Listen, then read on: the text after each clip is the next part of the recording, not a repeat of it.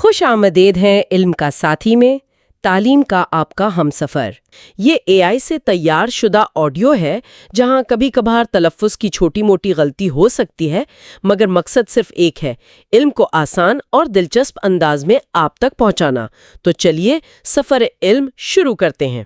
آج کی اس گفتگو میں ہم ایک ایسی کتاب کا تفصیلی جائزہ لینے والے ہیں جو سیدھا اس سوال پر آتی ہے جو ہم سب کے ذہن میں کبھی نہ کبھی ضرور ابھرتا ہے کہ ہم آخر مرتے کیوں ہیں۔ کتاب کا نام ہے Why We Die: The New Science of Aging and the Quest for Immortality، اور اس کے مصنف ہیں وینکی راماکرشنن۔ جی بالکل، اور اس موضوع کی گہرائی کو سمجھنے کے لیے ہمیں تھوڑا پیچھے جانا ہوگا۔ یعنی تصور کریں ٹھیک 100 سال پہلے کا وقت ہے۔ اچھا، 100 سال پہلے؟ ہاں، اور انگریز ماہر مصریات جو تھے ہاورڈ کارٹر، وہ مصر کی وادی ملوک یعنی جس کو ہم ویلی آف کنگز کہتے ہیں، وہاں کھدائی کر رہے ہیں۔ صحیح، اور وہاں انہیں مٹی اور پتھروں کے نیچے کچھ سیڑھیاں ملتی ہیں جو ایک دروازے تک جا رہی تھی، اور اس دروازے پر لگی شاہی مہریں بالکل سلامت تھیں۔ یعنی پچھلے 3000 سال سے وہاں کسی انسان کا قدم نہیں پڑا تھا، اور جب وہ دروازہ کھلتا ہے تو اندر کا منظر واقعی ہوش اڑا دینے والا تھا۔ وہ نوجوان فرعون ٹوتنخامون کا مقبرہ تھا، سونے کا شاندار ماسک، بے پناہ خزانے، اور ان سب کی حفاظت کے لیے وہاں کالے اور سنہرے رنگ کا ایک پراسرار مجسمہ موجود تھا۔ جی، انوبس کا مجسمہ، جو قدیم مصریوں کے ہاں زیر زمین دنیا کا دیوتا مانا جاتا ہے۔ لیکن اس منظر میں جو چیز سب سے زیادہ غور طلب ہے وہ محض سونا یا خزانہ نہیں ہے۔ ہاں، وہ سوچ جس نے اس مقبرے کو جنم دیا۔ بالکل، وہ جگہ کوئی صرف دولت چھپانے کا تہہ خانہ نہیں تھی، وہ موت کو مات دینے یا کم از کم موت کے بعد کی زندگی کو محفوظ بنانے کا ایک انتہائی پیچیدہ اور مہنگا منصوبہ تھا۔ صحیح بات ہے۔ انوبس کا وہاں موجود ہونا اس بات کی گواہی ہے کہ انسان نے کبھی بھی موت کو ایک حتمی انجام یا فل سٹاپ کے طور پر دل سے قبول ہی نہیں کیا۔ ہم ہمیشہ سے اس کے پار جانے کے راستے تلاش کرتے رہے ہیں۔ مصریوں کی تیاری تو اتنی مکمل تھی کہ انہوں نے the Egyptian Book of the Dead کے نام سے باقاعدہ ایک ٹریول گائیڈ لکھ ڈالی تھی۔ ہاں، وہ کوئی عام مذہبی کتاب نہیں تھی جو صرف عقائد پر مبنی ہو۔ بالکل، وہ تو موت کے بعد کی خطرناک اور تاریک دنیا کا سفر طے کرنے کا ایک مینول تھا۔ اس میں باقاعدہ ہدایات تھیں کہ انوبیس کے سامنے جب مرنے والے کے دل کو ایک پر یعنی فیدر کے ساتھ ترازو میں تولا جائے گا تو کیا کرنا ہے۔ اور اگر دل بھاری نکلا تو انجام بھیانک ہوگا، لیکن اگر پر جتنا ہلکا ہوا تو ایک ابدی اور خوبصورت زندگی ملے گی۔ صحیح، یہیں سے یہ سوال پیدا ہوتا ہے کہ آخر انسان کے اندر موت کا یہ شدید خوف اور اس سے بچنے کی یہ تڑپ آئی کہاں سے؟ دیکھیں، ارتقائی حیاتیات یعنی ایوولوشنری بائیولوجی کے زاویے سے دیکھیں تو موت کا یہ شعور دراصل ایک ارتقائی حادثہ ہے جسے ہم ایوولوشنری ایکسیڈنٹ کہتے ہیں۔ یہ اس کا نتیجہ ہے۔ ایوولوشنری ایکسیڈنٹ یعنی یہ جان بوجھ کر نہیں ہوا۔ زمین پر موجود دیگر تمام جاندار خطرے کو بھانپتے ہیں۔ ایک ہرن شیر کو دیکھ کر بھاگتا ہے، کچھ جانور اپنے ساتھیوں کے مرنے پر ایک طرح کا ماتم بھی کرتے نظر آتے ہیں۔ ان میں موت سے بچنے کی جبرت موجود ہے۔ لیکن صرف انسان وہ واحد مخلوق ہے جو یہ شعور رکھتا ہے کہ موت ایک ناگزیر حقیقت ہے، اسے آج نہیں تو کل آنا ہی ہے۔ جی، اور اس حقیقت کو سمجھنے کے لیے دماغ کے ایک خاص حصے کا اس حد تک ترقی کرنا ضروری تھا جو خود آگاہی یعنی سیلف اویئرنس پیدا کر سکے، اور پھر اس تصور پر سوچنے اور اس کو دوسروں تک پہنچانے کے لیے زبان درکار تھی۔ بالکل، جب انسان نے یہ شعور پا لیا تو ساتھ ہی ایک بہت بھاری بوجھ بھی اٹھا لیا۔ یہ بوجھ کتنا بھاری ہے اس کو ہم کتاب میں دی گئی ایک بڑی زبردست روزمرہ کی مثال سے سمجھ سکتے ہیں۔ زندگی بالکل ایک شاندار دعوت کی طرح ہے۔ ہم اپنی پیدائش کے وقت اس تقریب کا حصہ بنتے ہیں، چاروں طرف رونق ہے، لوگ آ رہے ہیں جا رہے ہیں، ہم اس محفل سے لطف اندوز ہو رہے ہیں۔ ہاں، لیکن ہمارے ذہن کے کسی کونے میں ہر وقت یہ خوف بسا رہتا ہے کہ جب یہ پارٹی اپنے عروج پر ہوگی تبھی اچانک کسی وقت ہماری باری آ جائے گی۔ صحیح، اور ہمیں اس روشن اور گرم کمرے سے نکال کر باہر اندھیری اور سرد رات میں اکیلے ڈھکیل دیا جائے گا۔ یہ جو اکیلے پن اور اندھیرے کا خوف ہے نا، یہ ہمیں بے چین رکھتا ہے، اور اسی بے چینی نے انسان کو کچھ ایسے منصوبے بنانے پر مجبور کیا جن کے ذریعے وہ اس خوف کو دبا سکے۔ تو اس بے چینی کو ختم کرنے کے لیے انسان نے کیا کیا؟ دیکھیں، اسٹیفن کیو جو کہ ایک بہت معروف فلسفر ہیں، انہوں نے انسانی تاریخ کا مطالعہ کرنے کے بعد ان منصوبوں کو 4 بنیادی حصوں میں تقسیم کیا ہے۔ اچھا، وہ 4 پلانز کیا ہیں؟ پہلا اور سب سے سیدھا منصوبہ، جسے ہم پلان اے کہہ سکتے ہیں، وہ یہ ہے کہ ہم ہمیشہ زندہ رہیں، یعنی یا کم از کم اپنی عمر کو زیادہ سے زیادہ طویل کر لیں۔ لیکن ظاہر ہے طبعی طور پر یہ تو ہمیشہ ممکن نہیں ہوتا۔ صحیح کہا آپ نے۔ تو پھر انسان پلان بی کی طرف جاتا ہے، جس کا مطلب ہے موت کے بعد جسمانی طور پر دوبارہ زندہ ہونا۔ جیسے ابراہیمی مذاہب اور قدیم مصریوں کے ہاں ہمیں اس عقیدے کی واضح شکل ملتی ہے، کہاں جسم کی بقا اور اس کے دوبارہ اٹھائے جانے پر زور دیا گیا ہے۔ بالکل، اور اگر جسم خاک ہو جائے تو پھر پلان سی متحرک ہو جاتا ہے۔ پلان سی یعنی روح کا مر ہونا۔ جی، جس کے تحت روح امر رہتی ہے۔ ہندوستان میں ہندو مت اور بدھ مت کے ہاں پنرجنم یعنی ری انکارنیشن کا عقیدہ اس کی ایک شکل ہے۔ جسم ایک لباس کی طرح بدل جاتا ہے، مگر روح کا سفر جاری رہتا ہے۔ اور پھر ایک پلان ڈی بھی تو ہے جو شاید آج کل سب سے زیادہ عام ہے۔ ہاں، پلان ڈی اپنی اولاد، اپنے ورثے یا اپنے عظیم کارناموں کے ذریعے زندہ رہنے کا تصور ہے۔ یعنی اگر ایک انسان جسمانی طور پر موجود نہیں بھی ہے تو اس کا نام اور اس کا کام دنیا میں باقی رہے۔ تاریخ میں کئی طاقتور حکمرانوں نے ان منصوبوں پر بیک وقت عمل کرنے کی کوشش کی ہے۔ چین کے پہلے شہنشاہ قن شی ہوانگ کی مثال اس حوالے سے انتہائی دلچسپ ہے۔ ہاں، قن شی ہوانگ، اس شخص نے ایک بکھرے ہوئے چین کو جنگوں کے بعد متحد کیا۔ وہ کئی قاتلانہ حملوں سے بچ نکلا، لیکن اس کی اصل جنگ موت کے خلاف تھی۔ پلان ڈی کی ایک ایسی حیرت انگیز شکل پیش کی جس کی کوئی اور مثال ملتی ہی نہیں۔ اس نے اپنے لیے ایک پورے شہر جتنا بڑا مقبرہ تعمیر کروایا اور اس کے اندر 7,000 سے زیادہ ٹیراکوٹا واریئرز یعنی مٹی کے سپاہیوں کی ایک پوری فوج کھڑی کر دی۔ جی، 7,000 سپاہی۔ اس میں گھوڑے، رتھ اور ہتھیار سب شامل تھے تاکہ موت کے بعد کی دنیا میں اس کی حفاظت اور بادشاہت برقرار رہے۔ لیکن ساتھ ہی وہ نہ پلان اے پر بھی کام کر رہا تھا۔ اس نے اپنے سفیروں کو دنیا کے کونے کونے میں بھیجا تاکہ وہ زندگی کا امرت یا جسے ہم ایلیکسر آف لائف کہتے ہیں وہ ڈھونڈ کر لائیں۔ ان بیچاروں کو تو معلوم تھا کہ اگر وہ خالی ہاتھ واپس آئیں تو مارے جائیں گے، اس لیے بہت سے تو کبھی لوٹے ہی نہیں۔ اور اس پوری کہانی میں جو سب سے بڑی ستم ظریفی ہے نا، وہ یہ کہ قن شی ہوانگ جس نے موت کو ہرانے کے لیے اتنے جتن کیے، وہ محض 49 سال کی عمر میں ہی چل بسا۔ واقعی، اور اس کی موت غالباً انہی زہریلی ادویات کو پینے کی وجہ سے ہوئی جو اس نے اپنی عمر لمبی کرنے کے لیے پڑھے، یعنی مرکیوری کو ملا کر تیار کروائے تھے۔ وہ موت سے بھاگتے بھاگتے سیدھا موت کے منہ میں جا گرا۔ یہ واقعی ایک کلاسک المیہ ہے، لیکن اس سے یہ بھی ظاہر ہوتا ہے کہ موت کا خوف انسان سے کیا کچھ کروا سکتا ہے۔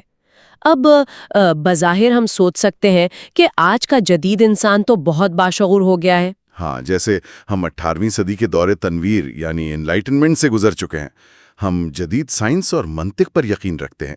ہم نے مقبرے اور مٹی کی فوجیں بنانا چھوڑ دی ہیں۔ لیکن دیکھیں، نفسیاتی سطح پر ہم نے موت کے خوف کو پیچھے نہیں چھوڑا۔ ہم نے صرف اس سے نمٹنے کے طریقے بدلے ہیں۔ آج ہم بنیادی طور پر پلان اے یعنی لمبی عمر پانے اور پلان ڈی یعنی ورثہ چھوڑنے پر زیادہ انحصار کرتے ہیں۔ میں یہاں ایسا اختلاف کروں گا۔ آج کے بڑے ارب پتی لوگ اہرام تو نہیں بناتے، لیکن وہ فاؤنڈیشنز، یونیورسٹیاں اور ہسپتال اپنے نام سے منسوب ضرور کرتے ہیں۔ اچھا، تو آپ کا کہنا ہے کہ کیا یہ ان کا ذاتی مقبرہ نہیں ہے؟ اور اگر ہم اپنی روزمرہ کی زندگی پر غور کریں تو ہم آج بھی موت کا سامنا کرنے سے کتراتے ہیں۔ ہم موت کو اپنے لیے نہیں، ہمیشہ کسی اور کے لیے مخصوص سمجھتے ہیں۔ زبان کا استعمال ہی دیکھ لیں۔ ہاں، یہ تو آپ نے ٹھیک کہا۔ جب کسی کی موت ہوتی ہے تو ہم سیدھے الفاظ سے بچتے ہیں۔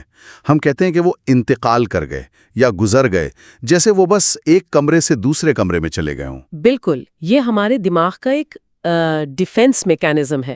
ہم خود کو فریب دیتے ہیں، اور اس فریب کو اس بات سے بھی تقویت ملتی ہے کہ آج کل موت کا منظر عام زندگی سے غائب ہو چکا ہے۔ صحیح بات ہے۔ ماضی میں لوگ اپنے گھروں میں اپنے پیاروں کے درمیان مرتے تھے۔ موت زندگی کے ایک قدرتی حصے کے طور پر سب کے سامنے واقع ہوتی تھی۔ آج اموات زیادہ تر ہسپتالوں کے آئی سی یو میں یا کیئر ہومز کے بند کمروں میں ہوتی ہیں، جس کی وجہ سے اس سماجی تنہائی نے خاص طور پر نوجوان نسل کے اندر یہ وہم پیدا کر دیا ہے کہ وہ امر ہیں اور موت تو بس ایک ایسا واقعہ ہے جو صرف دوسروں کے ساتھ پیش آتا ہے۔ اور جب ہم اس نفسیاتی دھوکے سے نکل کر جدید سائنس کی طرف آتے ہیں تو وہ بھی مجھے اسی پلان اے کی ایک انتہائی جدید، مہنگی اور سائنس کی چادر میں لپٹی ہوئی شکل معلوم ہوتی ہے۔ ہاں، پچھلے 150 سالوں میں ہم نے اپنی اوسط عمر یا لائف ایکسپیکٹنسی کو واقعی دگنا کر لیا ہے، لیکن یہ کسی معجزے کی وجہ سے نہیں ہوا، بلکہ اس کی وجوہات بہت سادہ تھی۔ جیسے ہم نے پینے کا صاف پانی فراہم کیا، اینٹی بائیوٹکس ایجاد کیں اور سب سے بڑھ کر بچوں کی اموات کو کم کیا۔ لیکن اب سائنس کا دوڑنا اوسط عمر سے آگے نکل چکی ہے۔ اب وہ زیادہ سے زیادہ عمر یعنی میگزیمم لائف سپین کو بڑھانے کے پیچھے بھاگ رہی ہے۔ تو اس کا مطلب ہے کہ کیلیفورنیا کے سلیکن ویلی کے ٹیک بلینئرز آج کے دور کے فرعون ہیں۔ ہاں، وہ اہرام مصر بنانے کے بجائے اپنا بے تحاشا پیسہ یعنی اربوں ڈالرز اینٹی ایجنگ کمپنیوں پر بہا رہے ہیں تاکہ زندگی کی یہ شاندار پارٹی کبھی ختم ہی نہ ہو۔ اور یہیں پر وینکی راماکرشنن کی کتاب کا اصل سائنسی حصہ شروع ہوتا ہے۔ راماکرشنن کوئی عام مصنف نہیں ہے، وہ نوبل انعام یافتہ مالیکولر بائیولوجسٹ ہیں۔ جی، ان کی پوری زندگی اس تحقیق میں گزری ہے کہ ہمارے خلیوں کے اندر پروٹینز کیسے بنتے ہیں اور کیسے ٹوٹتے ہیں، اور بڑھاپا یعنی ایجنگ کا سیدھا تعلق اسی عمل سے ہے۔ ہمارے جسم کے اندر ہر وقت ایک جنگ چل رہی ہوتی ہے، خلیے ٹوٹتے ہیں، ان کی مرمت ہوتی ہے۔ لیکن وقت کے ساتھ ساتھ اس مرمت کے نظام میں خرابیاں آنے لگتی ہیں۔ بالکل آتی ہیں۔ اس حیاتی عمل کو ذرا اور گہرائی میں سمجھتے ہیں۔ کتاب میں ڈی این اے ڈیمیج اور ٹیلومیئرز کا جو ذکر ہے وہ بہت بنیادی ہے۔ ہمارے خلیوں کے اندر موجود ڈی این اے ہر وقت مختلف وجوہات سے ٹوٹ پھوٹ کا شکار ہوتا رہتا ہے، اور ہمارا جسم اسے ریپیئر کرتا ہے۔ لیکن جب انسان بوڑھا ہونے لگتا ہے تو یہ ریپیئر کا نظام سست پڑ جاتا ہے۔ اس کے ساتھ ہی کروموزومز کے سلوں پر موجود حفاظتی کیپس جنہیں ٹیلومیئرز کہتے ہیں، وہ ہر بار سیل ڈویژن کے ساتھ چھوٹے ہوتے جاتے ہیں۔ اور جب وہ بالکل ختم ہو جاتے ہیں تو سیل مزید تقسیم نہیں ہو پاتا۔ اور جب سیل تقسیم ہونا بند کر دیتا ہے تو وہ مرتا نہیں ہے، بلکہ وہ ایک زومبی سیل بن جاتا ہے۔ زومبی سیل یعنی سیلولر سینیسنس؟ جی، سیلولر سینیسنس۔ یہ زومبی خلیے جسم میں جمع ہونا شروع ہو جاتے ہیں اور کیمیکلز خارج کرتے ہیں جو ارد گرد کے صحت مند خلیوں کو بھی نقصان پہنچاتے ہیں، جس سے انفلیمیشن یا سوزش پیدا ہوتی ہے۔ اور یہی وہ بنیادی وجہ ہے جو انسان کو بوڑھا کرتی ہے، جلد پر جھریاں لاتی ہے اور اعضاء کو کمزور کرتی ہے۔ راماکرشنن کا سوال یہ ہے کہ کیا ہم اس حیاتیاتی عمل کو ریورس کر سکتے ہیں؟ ہاں، اور ارتقاء نے انسان کو ایسا کیوں بنایا کہ وہ بوڑھا ہو کر مر جائے؟ ارتقاء کا جواب تو بہت صفاقانہ ہے۔ قدرت کو صرف اس وقت تک انسان سے دلچسپی ہے جب تک وہ اپنی نسل آگے نہیں بڑھا دیتا۔ جب نسل آگے بڑھ گئی اور وہ اس قابل ہو گئی کہ خود زندہ رہ سکے تو ارتقاء کا کام ختم۔ اس کے بعد خلیوں کا مرمت کا نظام قدرت کے لیے غیر ضروری خرچہ بن جاتا ہے۔ قدرت کی نظر میں پرانی نسل کا جانا ضروری ہے تاکہ نئی نسل کے لیے وسائل بچ سکیں۔ لیکن یہ بات جیسا کہ ہم نے پہلے کہا، سلیکن ویلی کے ارب پتیوں کو ہضم نہیں ہوتی۔ جیرنٹولوجی یعنی بڑھاپے کی سائنس آج ایک بہت بڑی انڈسٹری بن چکی ہے۔ صرف پچھلی ایک دہائی میں 3 لاکھ سے زیادہ تحقیقی مقالے شائع ہو چکے ہیں اور 700 سے زیادہ سٹارٹ اپ کمپنیاں اس میدان میں اتر چکی ہیں۔ لیکن یہاں راماکرشنن کا نقطہ نظر واقعی بہت اہمیت رکھتا ہے۔ ان کا اس انڈسٹری میں کوئی مالی مفاد نہیں ہے، یعنی ان کی زبان میں کہیں تو ان کا اس میں کوئی سکن ان دا گیم نہیں ہے۔ اسی لیے وہ اس فیلڈ سے جڑے مبالغے یعنی جو ہائپ اور جھوٹی امیدوں پر باری کری تنقید کرتے ہیں۔ ان کی نظر میں بڑھاپا ایسا ہے جیسے ایک بڑے سے گھر میں رہنا، جہاں وقت کے ساتھ ساتھ مختلف کمروں کے دروازے آہستہ آہستہ بند ہو رہے ہوں۔ بنائی کا دروازہ بند ہو رہا ہے، جوڑوں کی طاقت کا دروازہ بند ہو رہا ہے اور دنیا محدود ہوتی جا رہی ہے۔ اور حیات جاوداں بیچنے والے تاجر یا جسے ہم امورٹیلٹی مرچنٹس کہتے ہیں، جو دوائیاں اور سپلیمنٹس بیچ رہے ہیں، وہ دعویٰ کرتے ہیں کہ وہ ان بند ہوتے دروازوں کو دوبارہ کھول سکتے ہیں۔ مارکیٹ میں تو ایسے بے شمار نسخے موجود ہیں جن کی کوئی ٹھوس سائنسی بنیاد ہی نہیں ہے، مگر لوگ انہیں خریدتے ہیں کیونکہ خوف بکتا ہے۔ انسان بوڑھے ہونے، معذور ہونے اور مرنے سے خوف زدہ ہے۔ راما کرشنن اسی خوف کے استحصال کے خلاف وارننگ دیتے ہیں، لیکن فرض کریں کہ یہ ارب پتی کامیاب ہو جاتے ہیں۔ اچھا، فرض کر لیتے ہیں۔ فرض کریں کہ سائنس واقعی ڈی این اے ڈیمیج کو روکنے اور ٹیلومیئرز کو لمبا کرنے کا کوئی طریقہ ڈھونڈ لیتی ہے۔ انسان اپنی طبعی عمر کو کئی 100 سال تک کھینچ لیتا ہے، تو کیا یہ کوئی خوشخبری ہوگی؟ یہ ایک ایسا مقام ہے جہاں ٹیکنالوجی اور سماجی حقائق کا شدید ٹکراؤ ہوتا ہے۔ اگر عمر بڑھانے کی کوئی کامیاب ٹیکنالوجی بن بھی گئی تو کیا یہ دنیا کے ہر انسان کو ملے گی؟ یقیناً نہیں۔ یہ ایک انتہائی مہنگا علاج ہوگا۔ جس کا مطلب ہے کہ ہم ایک ایسے معاشرے کی طرف جا رہے ہیں جہاں غریب لوگ تو اپنی طبعی عمر میں مر جائیں گے، لیکن دنیا کے امیر ترین لوگ صدیوں تک زندہ رہیں گے۔ وہ وسائل پر قابض رہیں گے اور ان کی طاقت میں کوئی کمی نہیں آئے گی۔ ذرا سوچیں، ایک آمر یا ایک ظالم حکمران جس کے پاس بے پناہ دولت ہے، وہ کئی 100 سال تک مسلط رہ سکتا ہے۔ اس کے معاشی اور سیاسی اثرات اس قدر ہولناک ہو سکتے ہیں کہ یہ انسانیت کے لیے کسی بڑی تباہی سے کم نہیں ہوگا۔ اور سب سے بڑا سوال، کیا قدرت ہمیں ایسا کرنے دے گی؟ کتاب میں 2019 کی کووڈ وبا کا بڑا بروقت ذکر کیا گیا ہے۔ ہم لیبارٹریوں میں بیٹھ کر ڈی این اے ایڈیٹنگ کے ذریعے 100 سال آگے کے خواب دیکھ رہے تھے، اور ایک چھوٹے سے وائرس نے پوری دنیا کو لاک ڈاؤن کر کے گھروں میں بٹھا دیا۔ یہ اس بات کی ایک تلخ یاد دہانی تھی کہ انسان چاہے خود کو کتنا ہی طاقتور سمجھ لے، قدرت کو ان منصوبوں کی کوئی پرواہ نہیں۔ وائرس اس دنیا میں انسانوں کے آنے سے لاکھوں سال پہلے سے موجود ہیں، اور وہ اپنی ساخت بدلنے میں، یعنی میوٹیٹ کرنے میں، انسانوں سے کہیں زیادہ تیز اور ماہر ہیں۔ قدرت کا اپنا ایک ماحولیاتی توازن ہے۔ کووڈ کی وبا نے ثابت کیا کہ ارتقاء کے اصولوں کے سامنے انسان کی ٹیکنالوجی کتنی بے بس ہو سکتی ہے۔ ہم بیماریوں کا علاج ضرور ڈھونڈتے ہیں، لیکن قدرت نئے چیلنجز سامنے لے آتی ہے۔ اس سے یہ بات بھی واضح ہوتی ہے کہ توانائیاں کہاں صرف کی جا رہی ہیں۔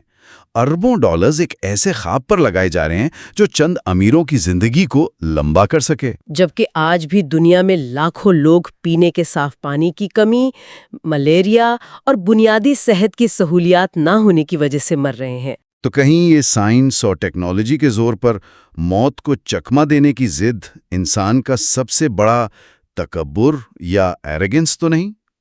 کیا انسان کو زندگی کی طوالت کے بجائے زندگی کے معیار پر توجہ نہیں دینی چاہیے؟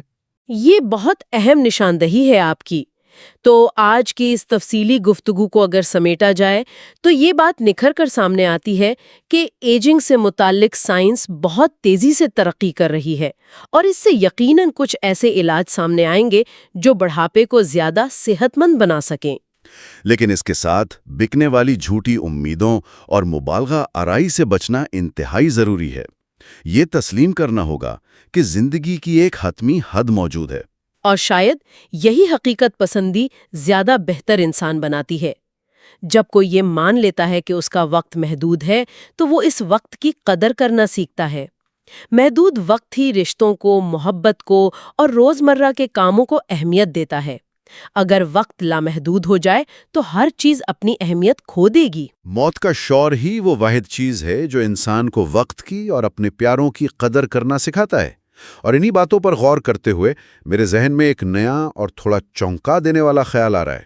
اچھا، وہ کیا؟ ذرا تصور کریں، اگر سائنس واقعی کامیاب ہو جائے اور اس دنیا میں موت نام کی کوئی ڈیڈ لائن ہی نہ رہے، تو کیا ہم کبھی کوئی کام وقت پر مکمل کریں گے؟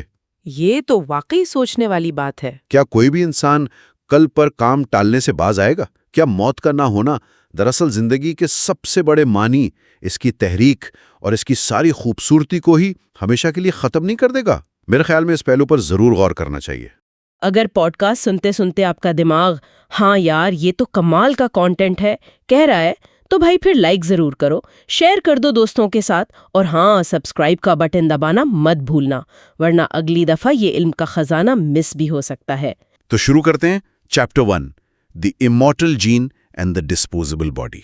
इस चैप्टर का उन्वान ही अपने अंदर एक बहुत बड़ा फलसफा समेटे हुए हैं, अमर जीन्स और फानी जिस्म। हाँ, लेकिन इससे पहले कि हम जीन्स की बात करें, उस मौत के धोखे पर बात करते हैं जिसका जिक्र हमने शुरू में किया। बिल्कुल, इस मवाद में लंदन के शहरी निजाम की एक बहुत जबरदस्त मिसाल है। अच्छा, वो इंफ्रास्ट्रक्चर वाली? हाँ, जैसे लाखों लोग और निजाम मिलकर एक शहर को चलाते हैं, बिल्कुल वैसे ही हमारा इंसानी सेल एक शहर की तरह न्यूट्रिएंट्स अंदर लाता है और वेस्ट बाहर निकालता है। सही, और जब ये निजाम रुकता है तो हम उसे मौत कहते हैं। लेकिन मौत की तारीफ करना इतना आसान नहीं है। मवाद में एक बहुत दिल हिला देने वाली मिसाल मौजूद है। एक बच्ची जिसे कैलिफोर्निया के शहर ओकलैंड में ब्रेन डेड करार दे दिया गया था। ओह हाँ, मैं पढ़ रहा था इस बारे में। वहाँ के कानून और मेडिकल साइंस के मुताबिक वो मर चुकी थी, लेकिन उसके वालिदैन उसे न्यू जर्सी ले गए। क्योंकि वहाँ का कानून अलग था, है ना? बिल्कुल, न्यू जर्सी के कानून में दिल के धड़कने को जिंदगी की अलामत माना जाता था। तो एक ही जिस्म था, एक ही हालत थी। लेकिन दो मुख्तलिफ रियासतों में जिंदगी और मौत की तारीफ बिल्कुल अलग है। ये वाकई रुंगते खड़े कर देने वाली मिसाल है। इसका मतलब है कि मौत कोई स्विच नहीं है जिसे बस बंद कर दिया जाए। सही कहा आपने। इस मवाद में एक नॉवेल का हवाला भी था ना, हेमिंगवे का novel the sun also rises. हाँ, वो हवाला यहाँ बहुत खूबसूरती से फिट बैठता है। जब एक किरदार से पूछा जाता है कि वो दिवालिया कैसे हुआ, तो वो कहता है दो तरह से, पहले आहिस्ता आहिस्ता और फिर अचानक। और उम्र का ढलना और मौत का आना भी बिल्कुल ऐसा ही है। पहले आपके मॉलिक्यूल्स और सेल्स की सतह पर आहिस्ता आहिस्ता नुकसान जमा होता रहता है। हाँ, ये वो वक्त है जब आहिस्ता आहिस्ता वाला मरहला चल रहा होता है, और फिर एक दिन वो नुकसान इतना बढ़ जाता है कि निज़ाम मुकम्मल तौर पर बैठ जाता है, यानी अचानक। सही, लेकिन इस आहिस्ता आहिस्ता मरने के अमल में एक बहुत बड़ा तजाद छुपा है, जिसे हम द पैराडॉक्स ऑफ डेथ कहते हैं। अगर हमारा जिस्म मर जाता है तो आखिर जिंदा क्या रहता है? यहाँ जो बात हैरान कुन है वो ये है कि आज ज़मीन पर मौजूद हर जानदार, चाहे वो इंसान हो या मक्खी, वो अरबों साल पहले के एक आबाओ अजदाद का हिस्सा है, एक एंसेस्ट्रल सेल का। और इसी पॉइंट पर वाइजमैन बैरियर का जिक्र आता है ना? बिल्कुल। 1892 में ऑगस्ट वाइजमैन ने बताया कि हमारे जिस्म में दो तरह के सेल्स होते हैं। एक सोमैटिक सेल्स, यानी हमारे जिस्म का गोश्त, हड्डियां वगैरह। अच्छा, और दूसरे जर्म लाइन सेल्स, यानी वो सेल्स जो हमारी अगली नस्ल बनाते हैं। और वाइजमैन का कहना था कि इन दोनों के दरमियान एक दीवार है। जिस्म जो कुछ भी करता है वो अगली नस्ल को मुतासिर नहीं करता। सही, और यही वाइजमैन बैरियर था जिसने लामार्क के जिराफे वाले नजरिए को गलत साबित किया। हाँ, लामार्क कहता था कि अगर जिराफा जिंदगी भर अपनी गर्दन लंबी करने की कोशिश करे तो उसके बच्चे की गर्दन पैदाइशी लंबी होगी, जो कि गलत है। वाइजमैन ने साबित किया कि ऐसा बिल्कुल नहीं हो सकता। आप जिम में कितनी ही बॉडी बिल्डिंग कर लें, आपका बच्चा मस्कुलर पैदा नहीं होगा। डार्विन की नेचुरल सिलेक्शन ही दुरुस्त थी। कुदरत सिर्फ उन्हीं को आगे बढ़ाती है जो पहले से लंबी गर्दन वाले जीन्स लेकर पैदा होते हैं। बिल्कुल सही, लेकिन रुके, ये बात मुझे थोड़ी अजीब लग रही है। इसका मतलब है कि हमारा जिस्म सिर्फ एक आर्जी सवारी है, एक गाड़ी जो इन अमर जीन्स को उनकी मंजिल तक पहुंचाती है और फिर जिस्म की जरूरत खत्म हो जाती है। असल में हाँ, कुदरत का निजाम यही है। तो मैं सोच रहा था, अगर कुदरत का मकसद इन जीन्स को ही आगे बढ़ाना है तो हमें अमर क्यों नहीं बनाया गया? अगर मैं लंबा जीऊंगा तो ज्यादा बच्चे पैदा करूंगा ना, तो एवोल्यूशन मुझे लंबा जीने क्यों नहीं देती? ये सवाल बहुत आम है और बिल्कुल मंतकी लगता है, लेकिन एवोल्यूशन इस तरह नहीं सोचती। यहाँ चीटर म्यूटेशंस का मसला आता है, और उससे भी बड़ी बात जो JBS हेल्डन और रोनाल्ड फिशर ने समझाई। उन्होंने क्या बताया? उन्होंने बताया कि एवोल्यूशन उन बीमारियों को फिल्टर ही नहीं कर सकती जो उम्र के आखिरी हिस्से में सामने आती हैं। अच्छा, क्योंकि तब तक वो इंसान अपने बच्चे पैदा कर चुका होता है। बिल्कुल। मिसाल के तौर पर हंटिंगटन्स डिजीज, जो एक जानलेवा बीमारी है, लेकिन इसका असर उम्र की चौथी दहाई के बाद जाहिर होता है। तारीखी तौर पर तब तक इंसान अपने जीन्स अगली नस्ल में मुंतकिल कर चुका होता था। ओह, तो एवोल्यूशन की नज़र में आपका मकसद पूरा हो गया। उसके बाद आपके साथ क्या होता है, इससे कुदरत को कोई फर्क नहीं पड़ता। सही कहा। इसे मवाद में एंटागनिस्टिक प्लियोट्रॉपी कहा गया है ना? यानी एक ही जीन जवानी में हमारा दोस्त होता है और बुढ़ापे में वही जीन हमारा दुश्मन बन जाता है। हाँ, और इसी सोच से थॉमस कर्कवुड का डिस्पोजेबल सोमा हाइपोथेसिस निकला। एक जानदार के पास महसूद तवानाई होती है, क्या वो तवानाई अपने जिस्म की मुरम्मत पर लगाए या फिर तेजी से बड़ा होने और नस्ल आगे बढ़ाने पर? इसका मतलब है कुदरत हमारे जिस्म को एक डिस्पोजेबल स्मार्टफोन की तरह ट्रीट करती है। वो इसे हमेशा चलने के लिए नहीं बनाती, बल्कि सिर्फ तब तक चलने के लिए बनाती है जब तक नया मॉडल यानी अगली नस्ल मार्केट में नहीं आ जाती। ये बहुत खूबसूरत मिसाल दी आपने। और इसलिए जिस्म को रिपेयर करने पर ज्यादा एनर्जी जाया नहीं की जाती। लेकिन अगर बात नस्ल आगे बढ़ाने की ही है तो मवाद में मेनोपॉज का जो जिक्र है वो और भी हैरान कुन है। इंसान और कातिल व्हेल्स यानी किलर व्हेल्स दुनिया के उन चंद जानदारों में से हैं जिनमें खवातीन अपनी आधी जिंदगी में ही बच्चे पैदा करने की सलाहियत खो देती हैं। हाँ, ये एक बहुत बड़ा बायोलॉजिकल राज है। अगर जीन्स आगे बढ़ाना ही मकसद है तो आधी जिंदगी में ही ये इंजन क्यों बंद हो जाता है? इसके पीछे ग्रैंडमदर हाइपोथेसिस एक बहुत मजबूत दलील है। इंसानी बच्चे को पालना कुदरत का सबसे मुश्किल काम है। अगर एक औरत बहुत बड़ी उम्र में बच्चा पैदा करती है तो उसकी अपनी मौत के खतरात बढ़ जाते हैं। जिसका मतलब है बच्चा भी शायद ना बचे। बिल्कुल।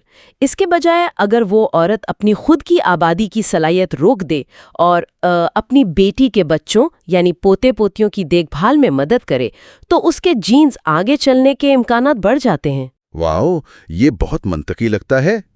और एक दूसरा नजरिया इंटरजेनरेशनल कॉन्फ्लिक्ट का है, यानी नसाबी तसादुम। अच्छा, यानी माँ और बेटी के दरमियान वसाइल की जंग। अगर दोनों एक ही वक्त में बच्चे पैदा करेंगी तो खुराक और तवज्जो किस बच्चे को मिलेगी? हाँ बिल्कुल। हालांकि स्टीफन ऑस्टर्ड का मानना थोड़ा मुख्तलिफ है इस बारे में। उनका क्या ख्याल है? वो कहते हैं कि शायद ये कोई सोची समझी हिकमत अमली है ही नहीं। इंसान की औसत उम्र पिछले कुछ हजार सालों में इतनी अचानक बढ़ गई है कि हमारी ओवेरियंस को इस बढ़ती हुई उम्र के साथ मुताबिकत पैदा करने का वक्त ही नहीं मिला। ये सब सुनकर तो यही लगता है कि हमारा जिस्म वाकई एक आर्जी और डिस्पोजेबल सवारी है। लेकिन अगर ऐसा है तो अचानक मेरे जहन में एक सवाल आता है। जी पूछिए। कुदरत में कुछ ऐसी गाड़ियां क्यों हैं जो सदियों तक चलती रहती हैं?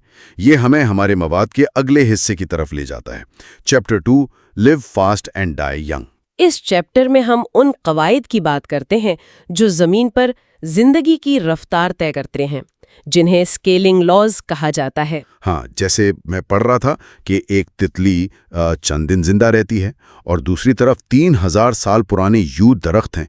फिर वो हाइड्रा और इमॉर्टल जेलीफिश का जिक्र था जो अपनी उम्र को वापस पीछे ले जा सकते हैं। लेकिन देखें, दरख्त या जेलीफिश हमारी तरह मैमल्स नहीं हैं। दूध पिलाने वाले जानवरों को समझने के लिए हमें क्लाइबर्स लॉ को देखना होगा। अच्छा, क्लाइबर्स लॉ यानी मेटाबॉलिज्म और जिसामत का ताल्लुक है ना? बिल्कुल। आसान अल्फाज में जानवर जितना बड़ा होगा उसकी उम्र उतनी ही लंबी होगी, क्योंकि उसका मेटाबॉलिज्म यानी एनर्जी खर्च करने की रफ्तार सस्ता होती है। सही, ये तो किसी गाड़ी के इंजन की तरह लगता है जिसकी एक खास माइलेज होती है।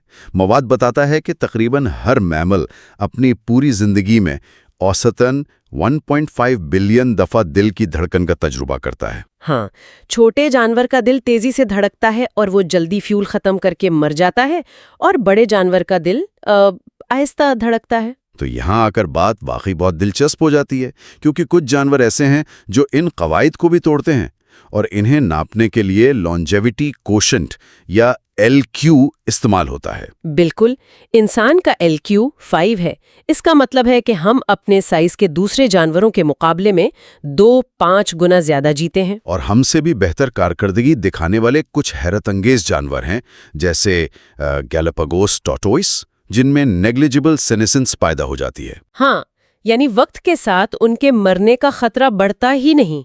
हालांकि उन्हें मोतिया हो जाता है, मगर वो बुढ़ापे की वजह से नहीं मरते। اور پھر وہ بوہیڈ ویل ہے جو برفیلی ٹھنڈ میں 250 سال تک زندہ رہ سکتی ہے۔ لیکن جس جانور نے مجھے سب سے زیادہ حیران کیا وہ برانڈس بیٹ ہے۔ اوہ ہاں، وہ چھوٹی سی چمگادڑ۔ بالکل، ایک چھوٹی سی چمگادڑ جسے مشکل سے 3 یا 4 سال جینا چاہیے تھا، لیکن اس کا LQ10 ہے۔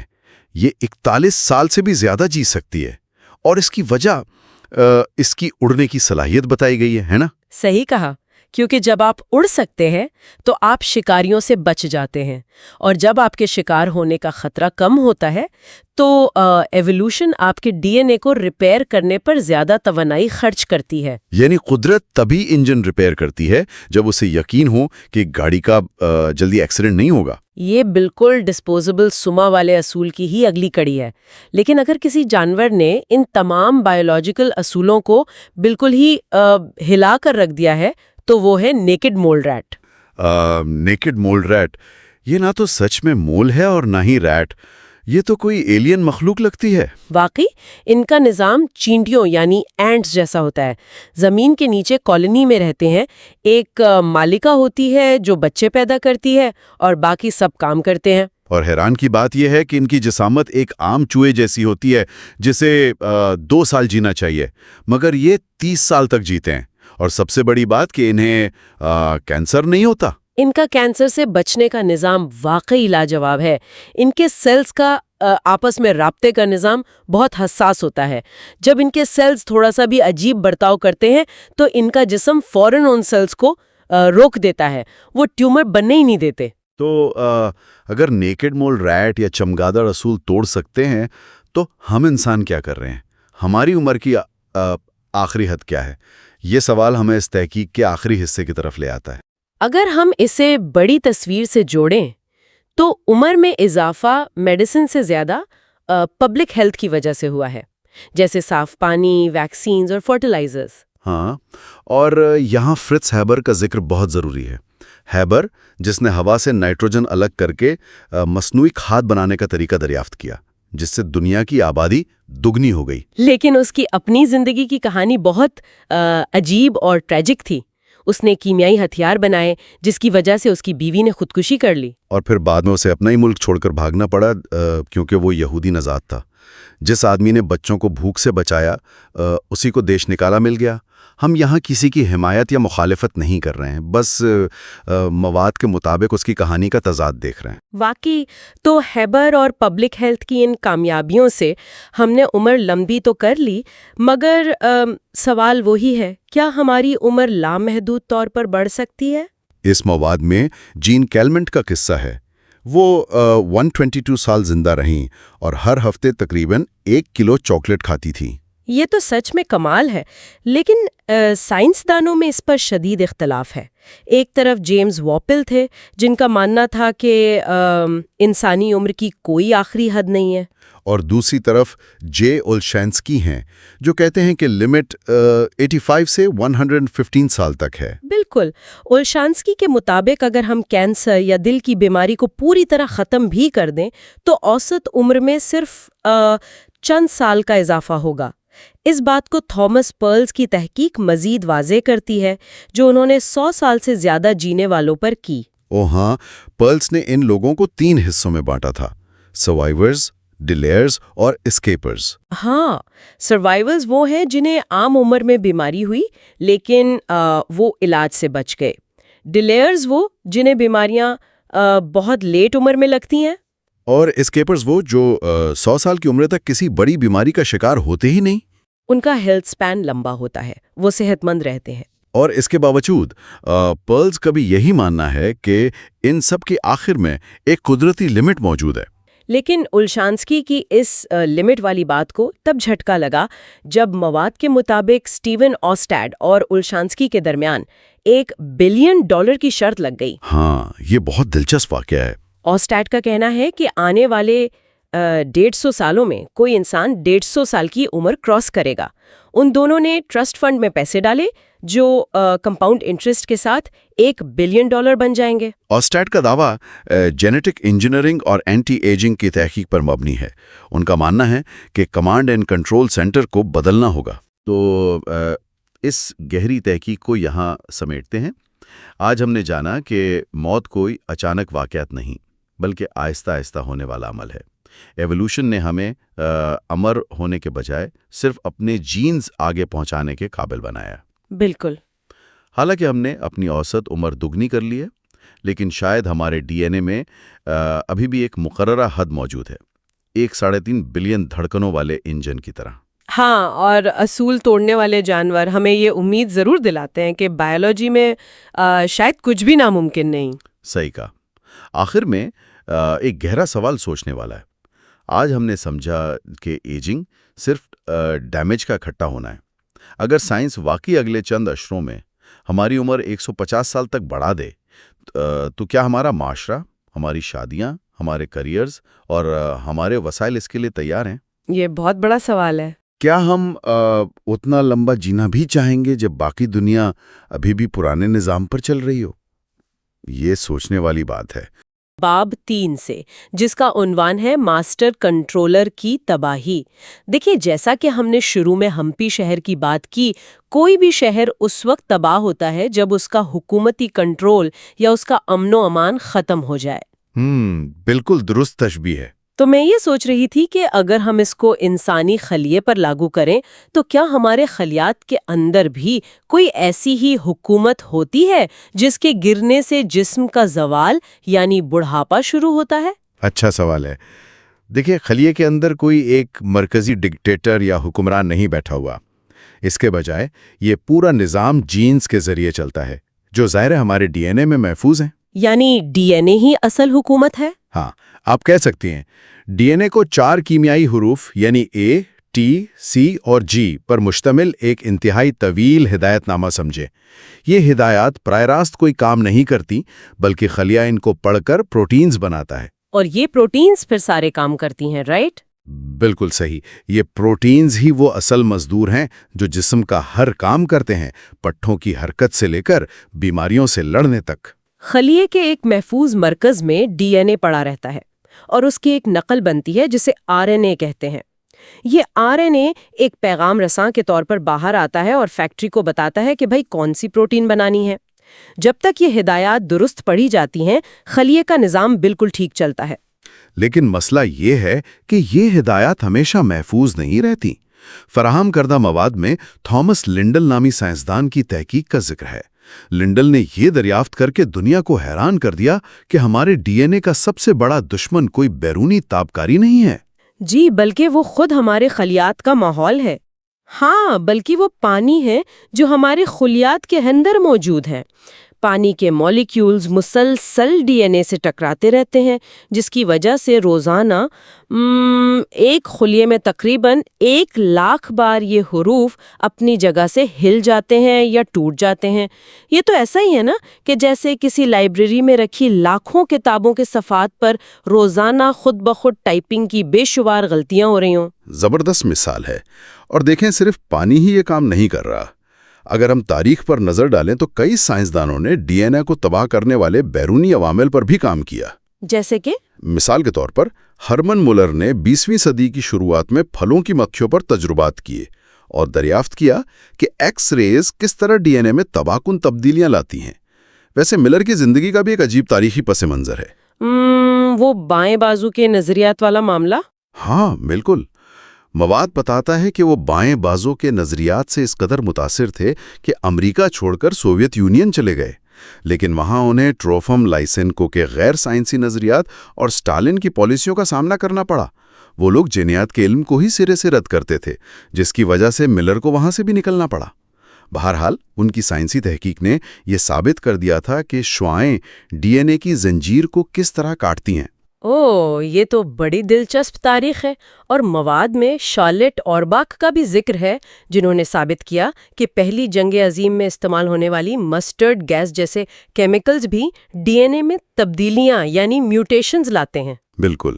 اور اس کے بعد ڈک اور جین سیٹلو نے سورج سے آنے والی الٹرا وائلٹ شعاؤں کے اثرات پر کام کیا، جو ڈی این اے کے حروف کو آپس میں چپکا دیتی ہیں۔ تو ان تمام دریافتوں کا نچوڑ یہ ہے کہ ہمارا ڈی این اے مسلسل ایک میدان جنگ میں ہے۔ ٹوٹ پھوٹ تو روز کا معمول ہے۔ جی، لیکن اب سوال یہ پیدا ہوتا ہے کہ انسان اب تک ناپید کیوں نہیں ہوا؟ وہ اس لیے کیونکہ ہمارے خلیات کے اندر ڈی این اے کی مرمت کا ایک انتہائی پیچیدہ اور خودکار نظام موجود ہے۔ جب بھی ڈی این اے ٹوٹتا ہے تو مرمت کرنے والے انزائمز فوراً حرکت میں آتے ہیں، تباہ شدہ حصے کو کاٹتے ہیں اور نیا درست حصہ لگا دیتے ہیں۔ لیکن ایک منٹ رکیں، میں یہاں تھوڑا الجھ رہی ہوں۔ جی بتائیں۔ اگر ہمارے پاس ڈی این اے کی مرمت کا اتنا شاندار نظام موجود ہے تو پھر ہم کینسر کا شکار کیوں ہوتے ہیں؟ مطلب مواد میں ایک پروٹین کا ذکر ہے جسے P53 کہا جاتا ہے، اسے جینوم کا محافظ کہا گیا ہے۔ ہاں، P53 بہت اہم پروٹین ہے۔ جی، تو جب خلیے میں کینسر بننے کا خطرہ ہوتا ہے، یعنی ڈی این اے بہت زیادہ خراب ہو جاتا ہے، تو یہ پروٹین کینسر کو روکتی ہے۔ حیران انگیز بات یہ ہے کہ ہاتھیوں کے پاس اس پروٹین کی 20 کاپیاں ہیں، جس کی وجہ سے اتنے بڑے جانور ہونے کے باوجود انہیں کینسر نہیں ہوتا۔ اسے پیٹو کا پیراڈاکس کہتے ہیں۔ تو میرا سوال یہ ہے کہ کیا ہم انسانوں کے خلیات میں P53 پروٹین کی مقدار بڑھا کیوں نہیں دیتے تاکہ کینسر کا ہمیشہ کے لیے خاتمہ ہو جائے؟ ارے واہ، یہ بظاہر ایک لاجواب اور بہت سادہ سا حل لگتا ہے، لیکن یہیں پر حیاتیات کا سب سے ظالمانہ سمجھوتا سامنے آتا ہے۔ ظالمانہ سمجھاتا؟ وہ کیسے؟ دیکھیں، کینسر اور بڑھاپے کے درمیان ایک انتہائی نازک توازن موجود ہے۔ اب P53 پروٹین کا کام کرنے کا طریقہ سمجھیں۔ جب یہ پروٹین ڈی این اے میں بہت زیادہ نقصان دیکھتی ہے تو یہ خلیے کو تقسیم ہونے سے روک دیتی ہے۔ اس حالت کو سیلیسنس کہتے ہیں۔ سینیسنس۔ ہاں، یعنی خلیہ زندہ تو ہے مگر وہ ریٹائر ہو چکا ہے، مزید کوئی کام نہیں کر سکتا، یا پھر یہ پروٹین اس خلیے کو براہ راست خودکشی کرنے کا حکم دے دیتی ہے۔ اب اگر ہم انسانوں میں اس محافظ پروٹین کو حد سے زیادہ بڑھا دیں تو ذرا سے ڈی این اے ڈیمیج پر بھی خلیات کو مارنا یا کام سے روکنا شروع کر دے گا۔ اوہ، تو اس کا مطلب ہے خلیات تیزی سے ختم ہوں گے؟ بالکل۔ نتیجہ یہ ہوگا کہ کینسر تو شاید نہ ہو، لیکن خلیات اتنی تیزی سے ختم ہوں گے کہ انسان وقت سے بہت پہلے بوڑھا ہو جائے گا اور اس کے اعضاء کام کرنا چھوڑ دیں گے۔ یہ کینسر سے بچنے کی قیمت ہے جو ہم بڑھاپے کی شکل میں ادا کرتے ہیں۔ اوہ، یہ نظام تو ایک دو دھاری تلوار ہے، کینسر سے بچو تو بڑھاپا مار دے گا۔ لیکن فرض کریں اگر ہمارا P53 پروٹین اور مرمت کا نظام مکمل طور پہ پرفیکٹ ہو جائے تو کیا ہم امر ہو جائیں گے؟ نہیں، پھر بھی نہیں۔ ہاں، کیونکہ ہمارے خلیات کے اندر ایک اور ٹائمر لگا ہوا ہے، اور اس بات کو سمجھنے کے لیے ہم اپنے مواد کے اگلے حصے کی طرف بڑھتے ہیں۔ باب 4، سروں کا مسئلہ۔ جی ہاں، یہ باب ہمیں بتاتا ہے کہ ڈی این اے میں ہونے والے اچانک حادثات اور ٹوٹ پھوٹ کے علاوہ ایک بنیادی اور ساختی خامی ہمارے خلیات کی تقسیم کے عمل کے اندر ہی موجود ہے۔ اور اس کی شروعات ایک بہت ہی مشہور وہم سے ہوتی ہے۔ 20ویں صدی کے اوائل میں الیکسس کیرل نامی ایک مشہور سرجن نے دعویٰ کیا تھا کہ اس نے مرغی کے دل کے خلیات کو لیبارٹری میں ہمیشہ کے لیے زندہ رکھا ہوا ہے۔ ہاں، وہ ایک بہت بڑا متھ بن گیا تھا۔ بالکل، پوری دنیا میں یہ خبر پھیل گئی کہ خلیات تو امر ہوتے ہیں۔ ویسے یہاں یہ تاریخی حوالہ بھی اہم ہے کہ کیرل کے نظریات انتہائی متنازع تھے۔ مطلب اس نے نازی جرمنی کی نسل پرستانہ پالیسیوں کی باقاعدہ تعریف کی تھی، لیکن کئی دہائیوں تک اس کا یہ سائنٹیفک نظریہ سچ مان لیا گیا۔ جی، اور پھر لیونارڈ ہیفلک نامی سائنسدان نے اس متھ کو توڑا۔ صحیح، اس نے نہایت احتیاط سے لیبارٹری میں خلیات کی گنتی کی اور ثابت کیا کہ کیرل کا تجربہ غلط تھا۔ خلیات ہمیشہ تقسیم نہیں ہو سکتے۔ ان کی تقسیم کی ایک حد ہوتی ہے جسے ہیفلک لمٹ کہا جاتا ہے۔ خلیہ 50 یا 60 بار تقسیم ہونے کے بعد لازمی رک جاتا ہے۔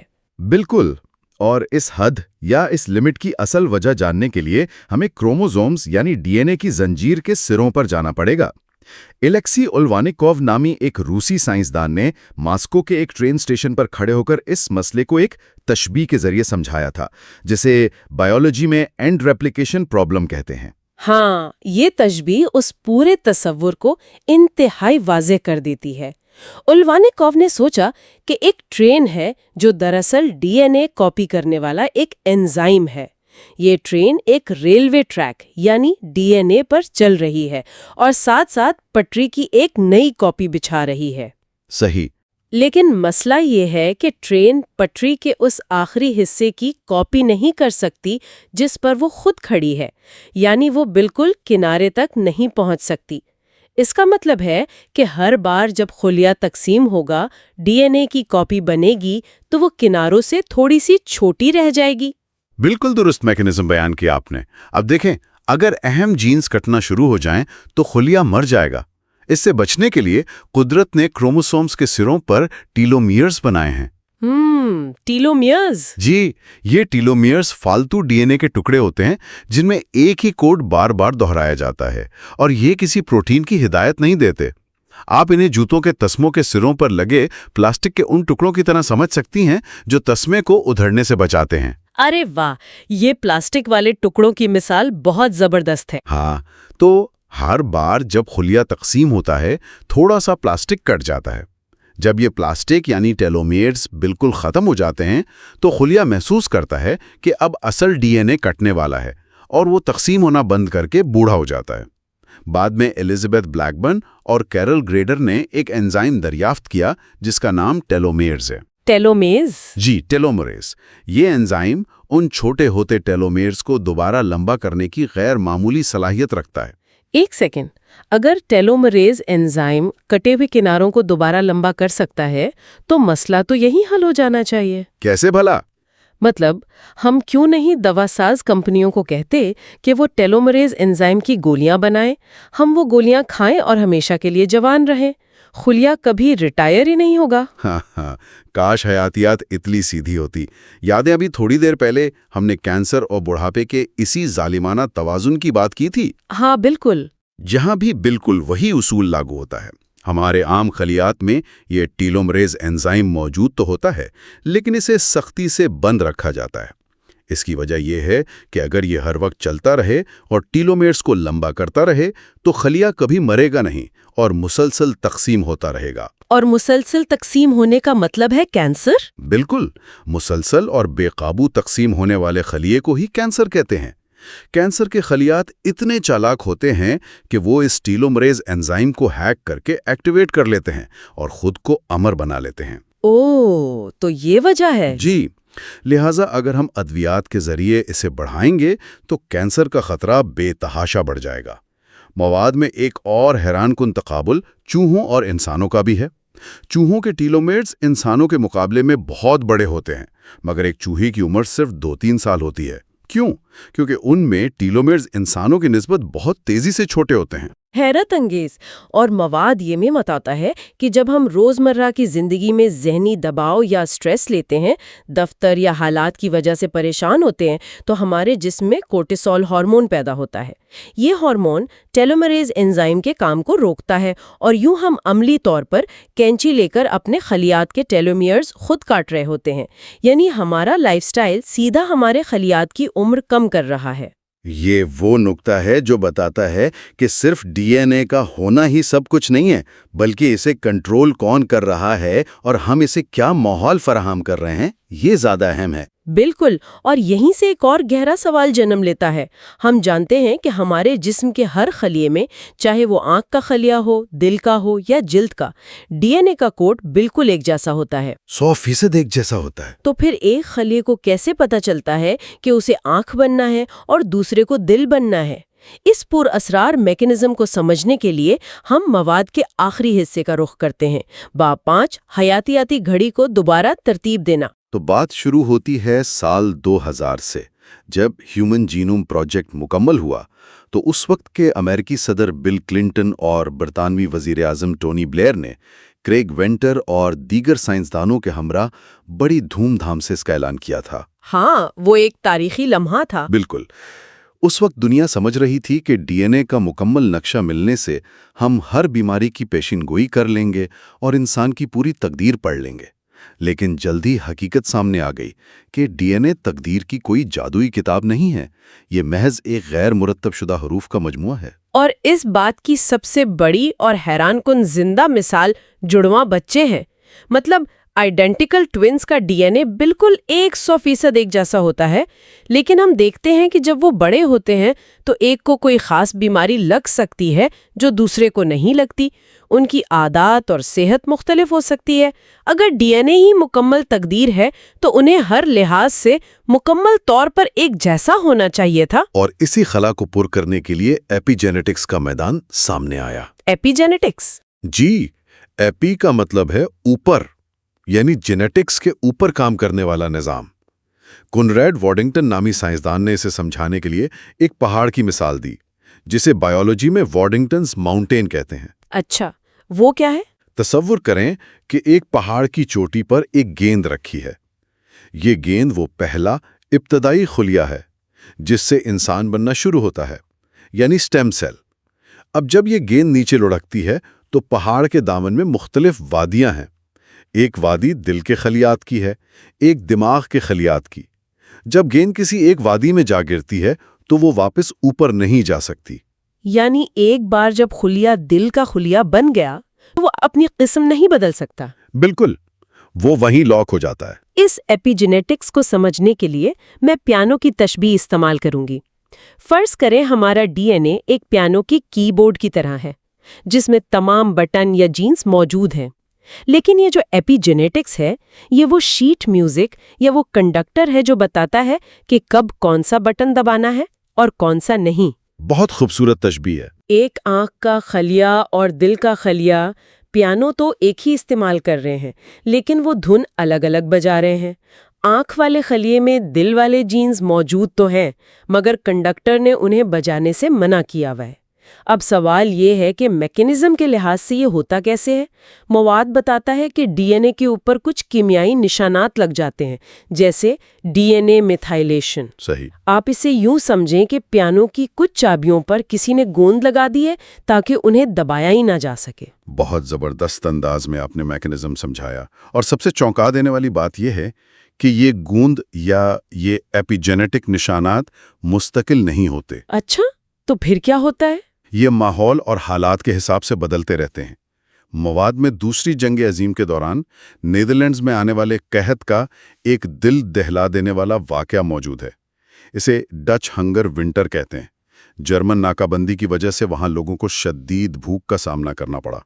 बहुत बुरा वक्त था वो। जी, तो जिन हामला खवातीन ने उस चंद माह के कहत को सहा, उनकी कोख में पलने वाले बच्चों के डीएनए पर इस शदीद भूख और दबाव ने ऐसे कीमियाई यानी एपिजेनेटिक निशानात छोड़ दिए जिन्होंने उनके मेटाबॉलिज्म की जीन्स को हमेशा के लिए तब्दील कर दिया। मतलब उनके जीन्स की काम करने की सलाहियत बदल गई। बिल्कुल। जब वो बच्चे बड़े हुए और खुराक आम हो गई, तब भी उनका जिस्म इसी खौफ में था कि खुराक कम है। नतीजतन उनमें मोटापे, शुगर और दिल की बीमारियां आम लोगों की निस्बत बहुत ज्यादा थीं। यानी बाहर के माहौल ने बराह रास्त उनके जीन्स के काम करने का तरीका बदल दिया। ये वाकया सुनकर तो वाकई रोंगटे खड़े हो जाते हैं। इसी बुनियाद पर ऑस्टियो हॉर्विथ नामी साइंसदान ने एक एपिजेनेटिक क्लॉक बनाई है। वो डीएनए पर मौजूद उन मेथिलेशन के निशानात को गिनकर बता सकता है कि इंसान हयातियाती तौर पर कितना बूढ़ा हो चुका है। जी, क्योंकि कैलेंडर वाली उम्र अलग है, लेकिन हयातियाती उम्र ये बताती है कि आपके खुलियात कितने पुराने हो चुके हैं। बिल्कुल। और मक्खियों के छत्ते में भी तो यही मैकेनिज्म चलता है। मलका मक्खी और आम मक्खी का डीएनए बिल्कुल एक जैसा होता है, लेकिन मलका मक्खी को खास खुराक यानी रॉयल जेली खिलाई जाती है, जिसकी वजह से उसके एपिजेनेटिक निशानात बदल जाते हैं और वो आम मक्खी के 6 हफ्तों के मुकाबले में कई साल तक जिंदा रहती है। तो यहीं से साइंसदानों के जहन में सबसे बड़ा सवाल आया। क्या सवाल? कि क्या हम उस एपिजेनेटिक क्लॉक को, उन कीमियाई निशानात को वापस मिटाकर हयातियाती घड़ी को रीसेट कर सकते हैं? क्या हम वाडिंगटन की उस गेंद को वादी से निकालकर वापस पहाड़ की चोटी पर ले जा सकते हैं? और क्या जवाब मिला उसका? जॉन गॉर्डन की मेंढकों की क्लोनिंग और बाद में डॉली भेड़ के तजुर्बात ने दुनिया को दिखाया कि हाँ, ऐसा मुमकिन है। एक बाले खलिए को दोबारा उसकी इब्तिदाई हालत में लाया जा सकता है। फिर शिनिया यामानाका ने इस पर मजीद काम किया और 4 खास फैक्टर्स दरियाफ्त किए, जिन्हें यामानाका फैक्टर्स कहते हैं। अच्छा, ये फैक्टर्स क्या करते हैं? उन्होंने साबित किया कि अगर हम लेबोरेटरी में जिल्द के आम बालिग खुलियात पर ये 4 फैक्टर्स डालें تو وہ خلیات اپنی تمام یادداشت، تمام ایپیجینیٹک نشانات بھلا دیتے ہیں اور دوبارہ اسٹیم سیلز بن جاتے ہیں، گویا انہیں واپس پہاڑ کی چوٹی پر پہنچا دیا گیا جہاں سے وہ جسم کا کوئی بھی نیا حصہ بنا سکتے ہیں۔ تو پھر ہم کس چیز کا انتظار کر رہے ہیں؟ کیا ہم ان یامنا کا فیکٹرز کو انسانوں کے جسم میں ڈال کر انہیں دوبارہ جوان نہیں کر سکتے؟ بدقسمتی سے ایک بار پھر وہی خطرہ ہمارے سامنے کھڑا ہو جاتا ہے۔ کینسر کا خطرہ؟ بالکل۔ جب سائنسدانوں نے جانوروں کے جسم میں خلیات کو اس طرح ری پروگرام کرنے کی کوشش کی تو ان خلیات نے اپنا کام تو بھلا دیا، مگر وہ بے قابو ہو گئے۔ ان میں ٹیومرز اور کینسر بننے کا خطرہ بہت زیادہ پایا گیا۔ دراصل قدرت کا اپنا کلاک ریسیٹ کرنے کا نظام اب بھی بہترین ہے۔ وہ کیسے کام کرتا ہے؟ جب ایک نیا انسان بنتا ہے، یعنی انڈے اور سپرم کا ملاپ ہوتا ہے، تو قدرت پچھلی نسل کے تمام ایپیجینیٹک نشانات کو مٹا کر ایک بالکل نیا 0 پر سیٹ کیا ہوا انسان بناتی ہے، بغیر کینسر کے خطرے کے۔ یعنی ہم زندگی کی جس سمفنی کی بات کر رہے ہیں وہ ناقابل یقین حد تک پیچیدہ ہے۔ اگر ہم آج کے اس پورے گہرے مطالعے کا نچوڑ نکالیں تو معلوم ہوتا ہے کہ بڑھاپا کوئی ایک بیماری نہیں ہے اور نہ ہی محض خلیات کے تھک جانے کا نام ہے۔ بالکل، یہ کئی چیزوں کا مجموعہ ہے۔ جی، یہ ایک انتہائی نازک توازن ہے جو خلیے کے اندر روزانہ لاکھوں بار ٹوٹنے والے ڈی این اے، کروموزومز کے کناروں پر سکڑنے والے ٹیلومیئرز اور زندگی بھر کے حالات سے ڈی این اے کے اوپر جمع ہونے والے ایپیجینیٹک نشانات کا ایک مشترکہ اور الجھاوا نتیجہ ہے۔ صحیح بات ہے، اور اس بات کو سمجھنا محض کوئی کتابی علم نہیں ہے، اس کا براہ راست تعلق ہماری آج کی زندگی سے ہے۔ بالکل، کیونکہ اس سے ہمیں یہ اندازہ ہوتا ہے کہ ہم جو خوراک کھا رہے ہیں، جس آلودہ یا صاف ماحول میں رہ رہے ہیں، اور جو ذہنی دباؤ ہم روزانہ کی بنیاد پر برداشت کر رہے ہیں، وہ سب کہیں خلا میں غائب نہیں ہو رہا، وہ ہمارے جینز کی تحریر کے حاشیوں پر مستقل نشانات چھوڑ رہا ہے۔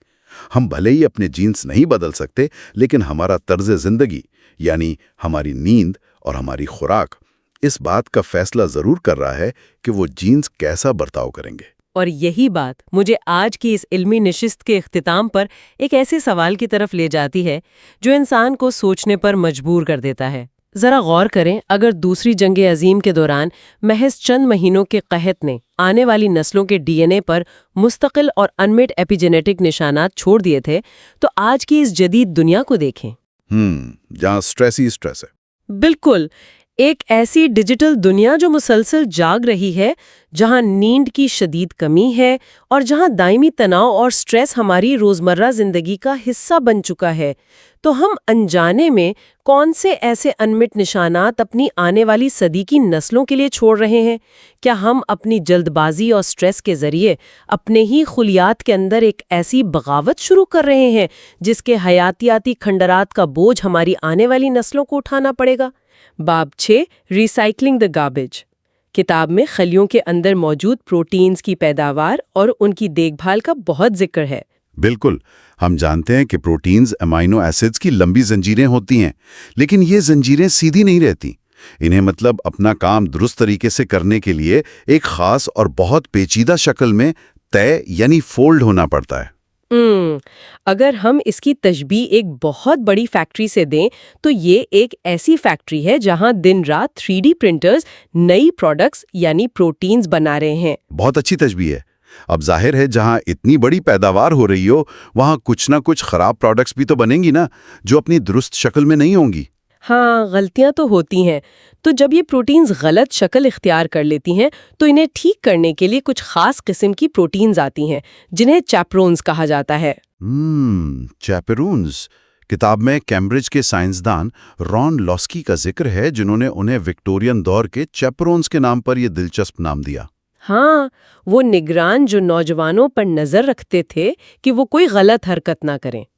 ویسے یہ ران لاسکی وہی ہیں جو اپنی جوانی میں مشہور گلوکار پال سائمن کے ساتھ گانے گاتے تھے۔ ہاں، یہ بہت دلچسپ بات ہے کہ ایک موسیقار نے حیاتیات کی دنیا میں اتنا اہم کردار ادا کیا۔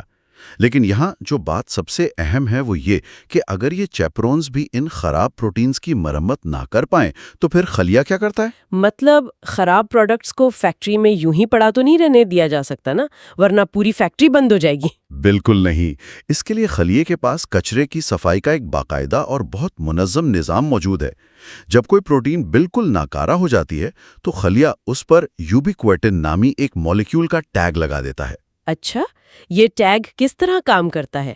یہ ٹیگ بالکل ویسا ہی ہے جیسے میونسپیلٹی والے کسی پرانی اور ناکارہ دھوڑی پر سرخ رنگ سے کراس کا نشان لگا دیں کہ اسے اٹھا کر کباڑ خانے پھینکنا ہے۔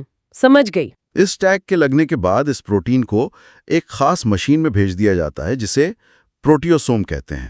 یہ پروٹیوسوم بالکل ہمارے کچن کے سنک میں لگے ہوئے کچرا کچلنے والے گاربیج ڈسپوزل کی طرح کام کرتا ہے، جو اس خراب پروٹین کو چھوٹے چھوٹے ٹکڑوں میں کاٹ دیتا ہے تاکہ انہیں دوبارہ استعمال کیا جا سکے۔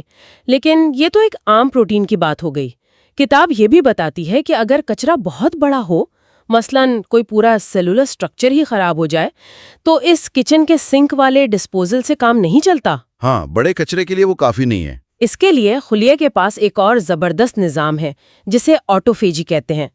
آٹوفیجی کو ہم شہر کے ایک بہت بڑے ریسائکلنگ سینٹر کی طرح دیکھ سکتے ہیں، جو بڑے کچرے کو ہضم کر کے اس کے بنیادی اجزاء کو کارآمد بناتا ہے۔ بالکل ٹھیک کہا آپ نے، لیکن سوال یہ پیدا ہوتا ہے کہ اگر اس فیکٹری میں کچرا اتنا زیادہ بڑھ جائے کہ آٹوفیجی کا عمل بھی اس کا مقابلہ نہ کر سکے تو پھر کیا ہوگا؟ یہ تو بہت خطرناک صورتحال لگتی ہے۔ یہ واقعی خطرناک ہے۔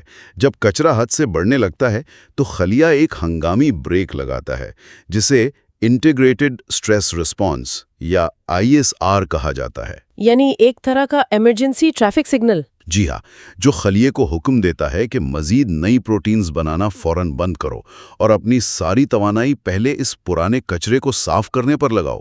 اور اگر یہ بریک نہ لگے تو اس کے نتائج بہت ہولناک ہوتے ہیں، خاص طور پر دماغ کے خلیوں میں۔ ہاں، اور مصنف نے اس بات کو سمجھانے کے لیے ایک بہت ہی پراسرار اور خوفناک بیماری کروہ کا ذکر کیا ہے۔ کرو، بالکل، پاپوا نیو گینی کے قبیلہ فورے میں یہ بیماری پائی جاتی تھی، اور اس کی وجہ یہ تھی کہ وہ لوگ احترام کے طور پر اپنے مردہ رشتہ داروں کے دماغ کھاتے تھے۔ سچ میں رونگٹے کھڑے کر دینے والی کہانی ہے۔ امریکی سائنسدان کارلٹن گجڈوسکی نے اس پر تحقیق کی تھی۔ ان کی ذاتی زندگی تو بہت متنازع رہی، لیکن ان کی اس تحقیق کو نوبل انعام ملا۔ انہوں نے ثابت کیا کہ یہ بیماری متعدی ہے۔ لیکن سب سے بڑا دھچکا تو تب لگا جب سٹینلی پروسینر نے دریافت کیا کہ یہ کوئی وائرس یا بیکٹیریا نہیں ہے، بلکہ محض ایک پروٹین ہے جو اپنی شکل بگاڑ چکی ہے، جسے انہوں نے پرائیون کا نام دیا۔ بالکل، اور یہ پرائیون بالکل زومبیز کی طرح کام کرتی ہے۔ جب یہ خراب پروٹین کسی نارمل پروٹین سے ٹکراتی ہے تو اسے بھی اپنے جیسا خراب کر دیتی ہے۔ ارے واہ! تو یہ الجھی ہوئی پروٹینز دماغ میں کچرے کے ڈھیر کی طرح جمع ہو کر خلیوں کو مارنے لگتی ہیں، اور الزائمرز جیسی بیماریاں بھی انہی پروٹینز کے غلط فولڈ ہونے کا نتیجہ ہے نا؟ 100% درست۔ اور یہیں سے ہمیں ISR یعنی اس ہنگامی بریک کی اہمیت سمجھ آتی ہے کہ خلیہ خود کو بچانے کے لیے مزید پروٹینز بننے سے روکتا ہے۔ ایک منٹ، میں آپ کو یہاں روکوں گی۔ مجھے یہاں ایک بات بالکل سمجھ نہیں آ رہی۔ اگر ISR واقعی ایک حفاظتی ایمرجنسی بریک ہے جو خلیے کو بچاتا ہے، تو پھر کتاب میں ISR-IB نامی دوا کا ذکر کیوں ہے؟ یہ بہت اچھا سوال ہے۔ مطلب یہ دوا تو اس حفاظتی بریک کو بند کر دیتی ہے، اور اس سے بھی زیادہ حیرانی کی بات یہ ہے کہ دماغی چوٹ والے چوہوں میں یہ بریک بند کرنے سے ان کی یادداشت بہتر ہو گئی۔ کیا ہم اپنے ہی حفاظتی نظام کے تار کاٹ کر دماغ کو کیسے ٹھیک کر سکتے ہیں؟ یہ بظاہر ایک بہت بڑا تضاد لگتا ہے، لیکن مگل یونیورسٹی کے ماہر ناہوم سوننبرگ اس کی بہت خوبصورت تشریح کرتے ہیں۔ وہ بتاتے ہیں کہ جب دماغ کو چوٹ لگتی ہے تو بعض اوقات یہ ISR کا نظام حد سے زیادہ فعال ہو کر پینک موڈ میں چلا جاتا ہے۔ اچھا، یعنی بریک مستقل طور پر پھنس جاتی ہے؟ بالکل، آپ کی گاڑی والی تشبیہ لیں تو اگر بریک مستقل پھنس جائے گی تو آپ 1 انچ بھی آگے نہیں جا پائیں گے۔ انسان کو کچھ نیا سیکھنے کے لیے دماغ میں مستقل نئی پروٹینز کی ضرورت ہوتی ہے۔ اگر بریک ہر وقت دبا رہا ہے تو نئے کنیکشنز کیسے بنیں گے؟ یہی وجہ ہے کہ اس جام ہو چکے حفاظتی نظام کو دوا کے ذریعے تھوڑا سا ڈھیلا کرنا پڑتا ہے تاکہ دماغ اپنا معمول کا کام کر سکے۔ کیا کمال کی وضاحت ہے! یعنی جب خلیوں کا اندرونی نظام عمر کے ساتھ تھک جاتا ہے تو وہ کچرا صاف نہیں کر پاتے۔ یہیں سے میرے ذہن میں ایک اور سوال آتا ہے، اگر ہمارا اندرونی نظام سست پڑ رہا ہے تو کیا ہم کسی طرح باہر سے آنے والے بوجھ کو کم کر کے ان کی مدد کر سکتے ہیں؟ یہ ایک بہت اہم پہلو ہے اور یہی ہمیں اگلے باب کی طرف لے جاتا ہے۔ تو پھر چلتے ہیں باب 7 لیس از مور کی طرف۔ اس باب میں کیا خاص ہے؟ اس باب میں کیلوریز کی پابندی پر بات کی گئی ہے۔ دنیا کی تقریباً ہر قدیم تہذیب میں روزے اور کم کھانے کی روایات صدیوں سے موجود ہیں، اور اب جدید سائنس اس کی تصدیق کر رہی ہے۔ یعنی سائنسدانوں نے چوہوں اور بندروں پر تجربات کیے ہیں، ہاں، طویل مدتی تجربات۔ جب انہیں ان کی معمولی خوراک سے 30 سے 50% کم کھانا دیا گیا تو ان کی عمر میں حیرت انگیز اضافہ ہوا، اور صرف لمبی عمر نہیں بلکہ بڑھاپے کی بیماریاں جیسے ذیابیطس اور دل کے امراض بھی بہت کم ہو گئے۔ اچھا، اس کی وجہ کیا ہے؟ کیونکہ کم خوری جسم کو ایک ہلکے سے حیاتیاتی دباؤ یعنی سٹریس میں رکھتی ہے، جس سے دفاعی اور مرمت کے نظام الرٹ ہو جاتے ہیں اور کچرے کی صفائی کا عمل تیز ہو جاتا ہے۔ لیکن عملی طور پر ہم انسانوں کے لیے ساری زندگی اپنی بھوک مارنا اور 40% کم کھانا بہت مشکل ہے، اور اسی لیے سائنسدانوں نے ایک جادوئی دوا کی تلاش شروع کی، اور یہیں وہ ایسٹر آئلینڈ والی کہانی آتی ہے۔ 1964 میں کینیڈین سائنسدانوں کا ایک گروہ وہاں گیا۔ بالکل، راپا نوئی کا جزیرہ۔ انہیں مٹی کے ایک نمونے سے ایک عجیب سا بیکٹیریا ملا، اور اس بیکٹیریا سے خارج ہونے والے کیمیکل کا نام ریپامائسن رکھا گیا۔ لیکن سب سے سنسنی خیز بات یہ تھی کہ جب کمپنی نے لیبارٹری بند کرنے کا کہا تو سورن سہگل نامی سائنسدان نے اس کیمیکل کو اپنے گھر کے فریزر میں آئس کریم کے ساتھ کئی برسوں تک چھپا کر رکھا۔ ہاں، وہ اندھا یقین واقعی تاریخ بدلنے والا ثابت ہوا۔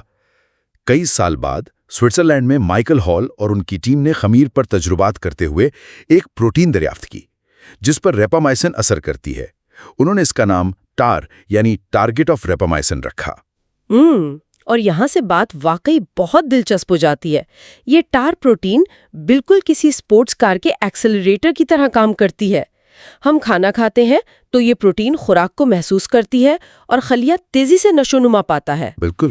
لیکن جب ریپامائسن جسم میں داخل ہوتی ہے تو وہ سیدھا اس ایکسلریٹر سے پاؤں ہٹا دیتی ہے۔ خلیے کو لگتا ہے کہ فاقہ کشی ہو رہی ہے، حالانکہ پیٹ بھرا ہوتا ہے، اور اس غلط فہمی میں خلیہ اپنا کچرا صاف کرنے کا نظام پوری طاقت سے شروع کر دیتا ہے۔ جی ہاں، یہ خلیے کو دھوکہ دینے والی بات ہے۔ تو مطلب اگر ریپامائسن ہمیں بغیر بھوکا رہے روزے کے فوائد دے سکتی ہے تو ہم سب اسے روزمرہ کی گولی کے طور پر کیوں نہیں کھا رہے ہیں؟ کیا سائنسدان اسے ہم سے چھپا رہے؟ نہیں، حیاتیات میں چیزیں اتنی سادہ نہیں ہوتی۔ یہاں ہمیں پیراسیلسس کا وہ مقولہ یاد رکھنا چاہیے کہ زہر دراصل خوراک کی مقدار میں چھپا ہوتا ہے۔ ریپامائسن عمر تو سست کرتی ہے لیکن یہ مدافعتی نظام کو بہت سختی سے دبا دیتی ہے۔ یعنی امیون سسٹم کو کمزور کر دیتی ہے؟ بالکل۔ اسپتالوں میں اسے اعضاء کی پیوند کاری کے مریضوں کو دیا جاتا ہے تاکہ ان کا جسم نئے اعضاء کو مسترد نہ کرے۔ اگر ایک عام صحت مند انسان اسے روزانہ کھائے تو اسے ٹی بی یا دیگر خطرناک انفیکشنز کا خطرہ کئی گنا بڑھ جائے گا۔ یہ تو بہت خطرناک ہے۔ تو کیا اس کا کوئی حل نہیں نکل رہا؟ امید کی کرن موجود ہے۔ یونیورسٹی آف واشنگٹن میں مٹ کیبرلن پالتو کتوں پر تجربہ کر رہے ہیں تاکہ یہ دیکھیں کہ کیا انتہائی کم مقدار مدافعتی نظام کو تباہ کیے بغیر کتوں کی صحت مند عمر بڑھا سکتی ہے یا نہیں۔ یہ واقعی کمال ہے کہ خمیر جیسی سادہ چیز نے ہمیں اتنے بڑے راز بتائے، اور پھر سائنسدانوں نے ایک اور انتہائی معمولی نظر آنے والے جاندار کا سہارا لیا جس کی تفصیل ہم اگلے باب میں دیکھتے ہیں۔ باب 8 لیسنز فرام اے لولی ورم۔ ہاں، سی ایلیگنس نامی ایک ملی میٹر لمبا شفاف کیڑا۔ اس کے پورے جسم میں صرف 900 کے قریب خلیے ہوتے ہیں۔ اسے سڈنی برینر نے لیبارٹری تحقیق کے لیے متعارف کرایا تھا۔ اور اس کی سب سے پراسرار بات یہ ہے کہ جب اسے خوراک نہیں ملتی تو یہ ڈور نامی حالت میں چلا جاتا ہے نا؟ بالکل، ایک معطل حالت جہاں اس کا میٹابولزم رک جاتا ہے اور عمر بڑھنا ٹھہر جاتی ہے۔ حالات بہتر ہوں تو یہ دوبارہ زندگی شروع کر دیتا ہے۔ اور اسی کیڑے نے یہ پرانا عقیدہ توڑا کہ بڑھاپا صرف مشین کے پرزے گھسنے کا نام ہے۔ جی، سائنسدانوں کا خیال تھا کہ عمر رسیدگی سینکڑوں جینز کا نتیجہ ہے، لیکن سنتھیا کینین اور دیگر سائنسدانوں نے دریافت کیا کہ صرف ایک جین، جسے DAF2 کہتے ہیں، اس کی تبدیلی اس کیڑے کی زندگی 2 گنی کر سکتی ہے۔ جیسے مین سوئچ بورڈ میں کوئی ایسا بٹن مل جائے جو گھر کی عمر دگنی کر دے۔ بالکل، اور پھر گیری ریوکن نے دریافت کیا کہ یہ DAF2 دراصل ایک ہارمون کا ریسپٹر ہے جو IGF-1 کی طرح کام کرتا ہے، جو جسم کی توانائی کو کنٹرول کرتا ہے۔ یعنی اگر ہم انسانوں میں ان راستوں کو کنٹرول کر لیں تو عمر بڑھنے کی رفتار سست ہو سکتی ہے۔ اسی لیے اب انسانوں کے لیے کئی دوائیوں پر کام ہو رہا ہے، جیسے ذیابیطس کی ایک سستی دوا میٹفارمن۔ اچھا، میٹفارمن پر بھی کام ہو رہا ہے؟ ہاں، سائنسدانوں نے نوٹ کیا کہ جو مریض یہ دوا کھا رہے تھے وہ بعض اوقات عام لوگوں سے زیادہ صحت مند تھے۔ اب اس پر باقاعدہ ٹیم ٹرائل ہو رہا ہے تاکہ اسے اینٹی ایجنگ کے طور پر پرکھا جا سکے۔ اس میں بھی ایک ڈومینو ایفیکٹ چلتا ہے جو صفائی کا نظام تیز کرتا ہے۔ جب اینٹی ایجنگ کی بات ہوئی رہی ہے تو ایک اور چیز کا ذکر لازمی ہے جس کی آج کل بہت ہائپ ہے، ریڈ وائن میں پایا جانے والا مالیکیول ریزویراٹرول۔ سرٹوئنز والا دعویٰ۔ بالکل، کہا گیا کہ یہ سرٹوئنز نامی پروٹینز کو فعال کرتا ہے، اور اب تو NAD+، NMN اور NR سپلیمنٹس کی اربوں ڈالر کی انڈسٹری بن چکی ہے۔ لیکن مجھے یہاں ایک سوال پوچھنا ہے۔ جی پوچھیے۔ اگر یہ ریزویراٹول واقعی اتنا ہی شاندار تھا تو سائنسدان اس پر اتنے شکوک و شبہات کا شکار کیوں ہیں؟ کیا یہ صرف مارکیٹنگ ہے کہ انسان جو چاہے کھائے، ورزش نہ کرے اور بس ایک گولی کھا کر لمبی عمر پالے؟ آپ نے بالکل دکھتی رگ پر ہاتھ رکھا ہے۔ اگر ہم اس کی سائنسی حقیقت دیکھیں تو چوہوں پر جس مقدار کا مثبت اثر ہوا تھا، اسے حاصل کرنے کے لیے ایک انسان کو دن میں 1000 بوتلیں ریڈ وائن پینی پڑیں گی۔ 1000 بوتلیں؟ یہ تو ناممکن اور جان لیوا ہے۔ بالکل، اور بعد کی تحقیقات میں ثابت ہوا کہ ریزویراٹول کا سرٹوئنز پر وہ جادوئی اثر تھا ہی نہیں۔ ہمارے سننے والوں کے لیے یہ جاننا ضروری ہے تاکہ وہ ان مہنگی اور پرکشش دوائیوں کے پیچھے چھپے حقائق سمجھ سکیں۔ متوازن غذا اور ورزش کا کوئی متبادل نہیں۔ تو آج کے اس تفصیلی جائزے کو اگر ہم سمیٹیں تو ہم نے جانا کہ بڑھاپا محض پرزے گھسنے کا سادہ عمل نہیں ہے، یہ پروٹینز کی خرابی، صفائی کے نظام اور ہمارے جسم کے توانائی کو پرکھنے والے نیٹ ورک کے تعامل کا نتیجہ ہے۔ ہاں، اور سائنس اب ان پیچیدہ راستوں کو سمجھنا شروع ہو گئی ہے۔ جوانی کی کوئی جادوئی گولی تو نہیں ملی، لیکن ہم خلیوں کی زبان سمجھ رہے ہیں۔ آج کی گفتگو ختم کرنے سے پہلے میں چاہتی ہوں کہ ہم ایک لمحے کے لیے ایک انتہائی انوکھے خیال پر غور کریں جو کتاب کے آخر میں ہے۔ اچھا، وہ کیا ہے؟ کتاب بتاتی ہے کہ اربوں سال قبل ایک قدیم طفیلیے یعنی ایک بیکٹیریا نے ہمارے خلیوں کے اندر پناہ لی اور بعد میں مائٹوکونڈریا میں تبدیل ہو گیا جو آج ہمیں توانائی دیتا ہے۔ Power house. تو کیا یہ ممکن ہے کہ ہماری زندگی کی گھڑی اور بڑھاپے کا راز دراصل اسی قدیم بیکٹیریا کے ساتھ ہمارے سمجھوتے میں چھپا ہو؟ کیا ہم کبھی اس پرانے دشمن کے ساتھ صلح نامے کی شرطیں دوبارہ طے کر سکیں گے؟ یہ واقعی ایک بہت گہرا اور حیران کن فلسفیانہ خیال ہے، اور یہ بالکل اسی خوف سے جا ملتا ہے جس کا ذکر ہم نے شروع میں کیا تھا کہ ہم چیزیں کیوں بھولنے لگتے ہیں۔ ہاں، شاید ہمارے زوال کی وجہ کہیں باہر نہیں بلکہ ہمارے اپنے ہی خلیوں کی گہرائی میں بیٹھے اس اربوں سال پرانے مہمان کے پاس ہے۔ بالکل۔ یہ ایک ایسا پراسرار سوال ہے جو یقیناً ہمیں دیر تک سوچنے پر مجبور کرے گا۔ Chapter 9 The Stowaway Within Us۔ اچھا، یہ چیپٹر بہت ہی انٹریسٹنگ ہے۔ بہت زیادہ۔ مصنف اس میں ایک بہت ہی عام اور روزمرہ کے واقعے کا ذکر کرتا ہے جو کسی کے ساتھ بھی پیش آ سکتا ہے۔ وہ بتاتا ہے کہ جب وہ اپنے 10 سالہ پوتے کے ساتھ پورا دن گزارتا ہے تو شام تک وہ بالکل تھکاوٹ سے چور ہو جاتا ہے۔ ہاں، جو کہ بہت عام بات ہے ایڈلٹس کے لیے۔ بالکل، حالانکہ وہ خود فزیکلی کافی فٹ ہے، ایکسرسائز کرتا ہے، لیکن اس بچے میں ایسی بے پناہ توانائی کہاں سے آتی ہے کہ اسے بھاگتا دوڑتا دیکھ کر یہ ایک عام ایڈلٹ تھک جاتا ہے؟ یہ فزیکل انرجی آخر بنتی کہاں ہے؟ اس سوال کا جواب جاننے کے لیے ہمیں ہسٹری میں تھوڑا نہیں بلکہ پورے 2 ارب سال پیچھے جانا پڑتا ہے۔ 2 ارب سال؟ واو! ہاں۔ ایوولوشن کی شروعاتی سٹیجز میں زمین پر صرف انتہائی سادہ سنگل سیلڈ آرگینزمز موجود تھے. پھر بائیولوجی کی ہسٹری کا سب سے عجیب اور انقلابی واقعہ ہوا. ایک تھیوری ہے لن مارگولس کی. لن مارگولس یہ وہی سائنٹسٹ ہے نا جن کا ذکر کتاب میں کافی ڈیٹیل سے ہے؟ جی بالکل. انہوں نے نظریہ پیش کیا کہ ایک بڑے خلیے نے یعنی ایک سیل نے ایک چھوٹے سیل کو نگل لیا. عام طور پر ایسے سیناریوں میں چھوٹا خلیہ ہضم ہو جاتا ہے اور مر جاتا ہے. صحیح. یا پھر بڑا خلیہ اسے ہضم نہ کر پانے کی وجہ سے خود تباہ ہو جاتا ہے. ایگزیکٹلی. لیکن اس مخصوص واقعے میں ایسا کچھ نہیں ہوا.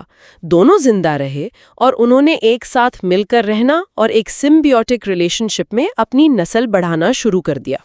یعنی ایک نے دوسرے کو کھایا پر ہضم نہیں کیا اور انہوں نے سوچا کہ ٹھیک ہے اب ہم روم میٹس بن کے رہیں گے.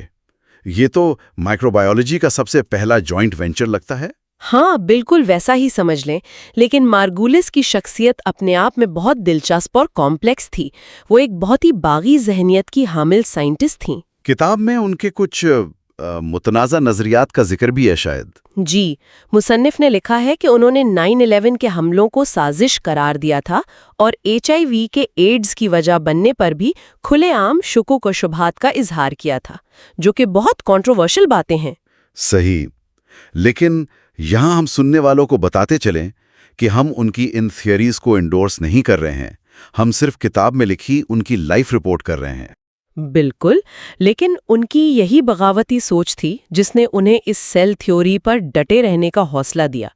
انہوں نے ثابت کیا کہ ہمارے خلیوں کے اندر جو مائٹوکونڈریا ہیں، جو ہماری انرجی فیکٹریز ہیں، وہ دراصل اس چھوٹے بیکٹیریا کی ہی ڈائریکٹ نسل ہیں. یہ دراصل ہمارے جسم کے اندر چھپے ہوئے مسافر ہیں. یہ واقعی مائنڈ بلوئنگ کانسیپٹ ہے. اگر ہم اس انرجی پروڈکشن کو اور آسان الفاظ میں سمجھنا چاہیں تو ہم اسے کرنسی کی مثال سے دیکھ سکتے ہیں. اچھا، وہ کیسے؟ جیسے صدیوں پہلے لکڑی جلانے سے حرارت ملتی تھی، ہوا سے ونڈ ملز چلتی تھیں، لیکن مسئلہ یہ تھا کہ ہر انرجی کا سورس ریسٹرکٹڈ تھا.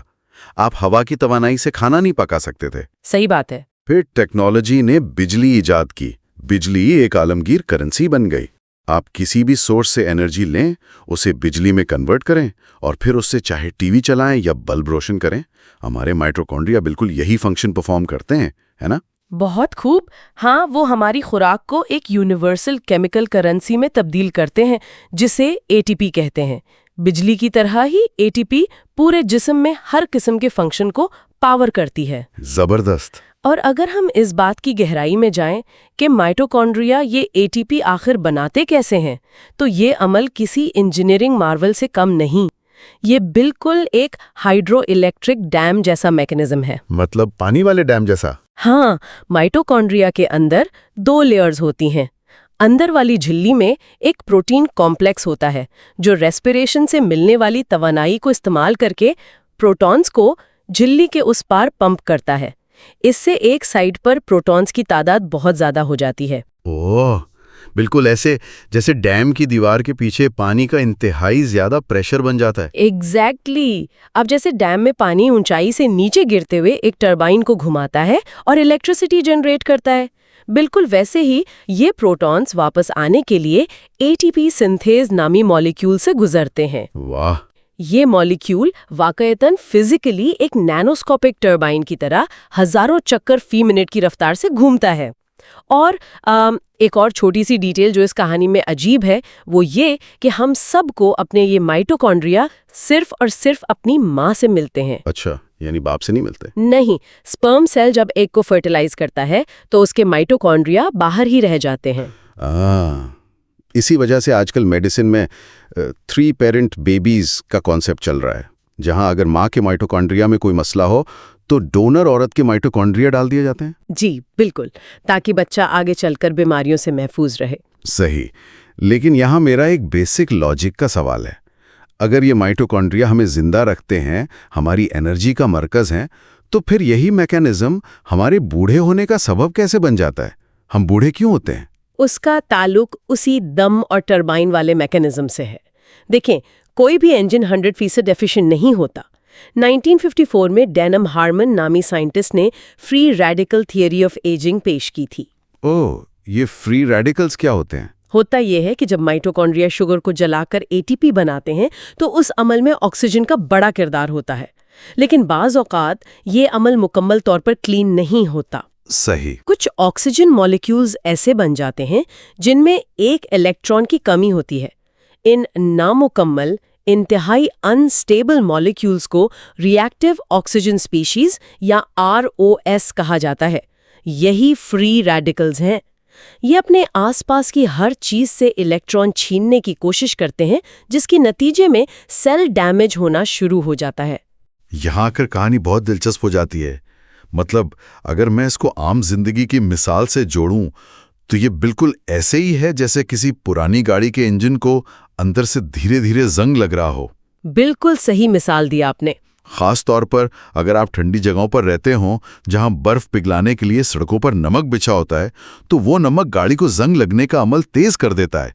यानी हमारे खुलिये अंदर से इस फ्री रेडिकल की वजह से लिटरल सेंस में जंग आलूद हो रहे हैं। हाँ, उन्हें अंदर से जंग लग रहा है। लेकिन अगर मसला इतना ही सिंपल है तो हम मार्केट में मिलने वाले एंटीऑक्सीडेंट सप्लीमेंट्स और गोलियां खाकर इस जंग को रोक क्यों नहीं सकते?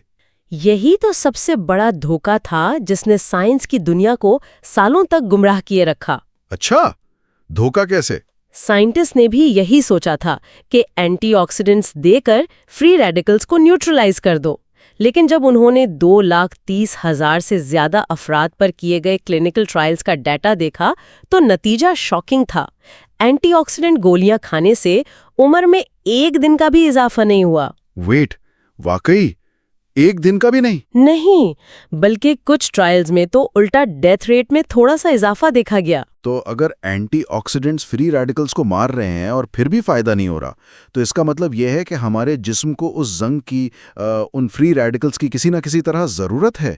ये तो वही कॉन्सेप्ट लग रहा है कि थोड़ा सा जहर दरअसल आपको मजबूत बनाता है। इसे हॉर्मेसिस कहते हैं शायद। जी, आपने बिल्कुल ठीक पहचाना। यही से एंटी एजिंग रिसर्च ने रुख बदला। हॉर्मेसिस का उसूल है, जो चीज आपको मारती नहीं वो आपको मजबूत बनाती है। सही। बायोलॉजिस्ट ने देखा कि नेकेड मोल रैट, जो एक चूहा-नुमा जानवर होता है, उसमें फ्री रेडिकल्स की मिकदार आम जानदारों से बहुत ज्यादा थी। लॉजिक के हिसाब से उसे जल्दी मरना चाहिए था, लेकिन उसकी उम्र 30 साल तक होती है, जबकि आम चूहे सिर्फ 2 या 3 साल जीते हैं। ऐसा क्यों? फ्री रेडिकल्स उनको तबाह क्यों नहीं कर रहे? क्योंकि ये फ्री रेडिकल्स दरअसल बॉडी के अलार्म्स हैं। ये जिस्म को सिग्नल भेजते हैं कि डैमेज हो रहा है, अपने रिपेयर मैकेनिज्म्स को जगाओ। अगर आप बाहर से एंटीऑक्सीडेंट गोलियां खा लेंगे तो अलार्म बजेगा ही नहीं। ओह, तो जिस्म को पता ही नहीं चलेगा कि उससे सेल्यूलर रिपेयर करनी है। एग्जैक्टली। इसीलिए थोड़ा बहुत फिजिकल स्ट्रेस, जैसे कि इंटेंस एक्सरसाइज करना या फास्टिंग करना, जिस्म के लिए बेहतर होता है। ये शॉर्ट टर्म स्ट्रेस जिस्म में उसी हॉर्मेसिस रिस्पॉन्स को ट्रिगर करता है। सही। तो यहां से हम आगे बढ़ते हैं। जब माइटोकॉन्ड्रिया धीरे धीरे मुकम्मल कमजोर पड़ने लगते हैं और ये रिपेयर सिग्नल्स काम करना छोड़ देते हैं, तो खुलिये मरने के बजाय एक अजीब ज़ॉम्बी जैसी हालत में चले जाते हैं। और यहीं से हमारी कहानी के अगले बाब का आगाज होता है। Chapter 10, x, pens and vampire blood. ये चैप्टर तो मेरी नज़र में पूरी किताब का सबसे संगीन हिस्सा है। बिल्कुल। मुसन्निफ इसमें अपना एक बहुत रिलेटेबल एक्सपीरियंस शेयर करता है। जब वो इंग्लैंड में पैदल सफ़र कर रहा था तो अचानक उनके घुटने में शदीद दर्द शुरू हो गया।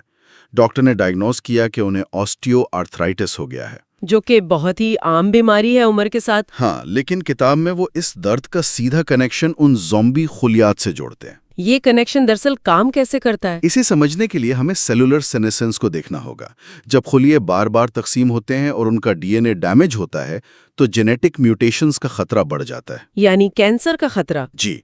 अगर ये डैमेज सेल ऐसे ही तकसीम होता रहे तो कैंसर बन जाएगा। एवोल्यूशन ने हमें इससे बचाने के लिए एक इमरजेंसी ब्रेक लगाया है। जब सेल को लगता है कि मसला है तो वो अपनी तकसीम बिल्कुल रोक देता है। अच्छा, इसे सेनेसेंस कहते हैं। ये खुलियात कैंसर तो नहीं बनते, पर मरते भी नहीं हैं, बस एक ज़ॉम्बी स्टेट में चले जाते हैं। देखने में तो ये एक डिफेंस मैकेनिज्म लगता है।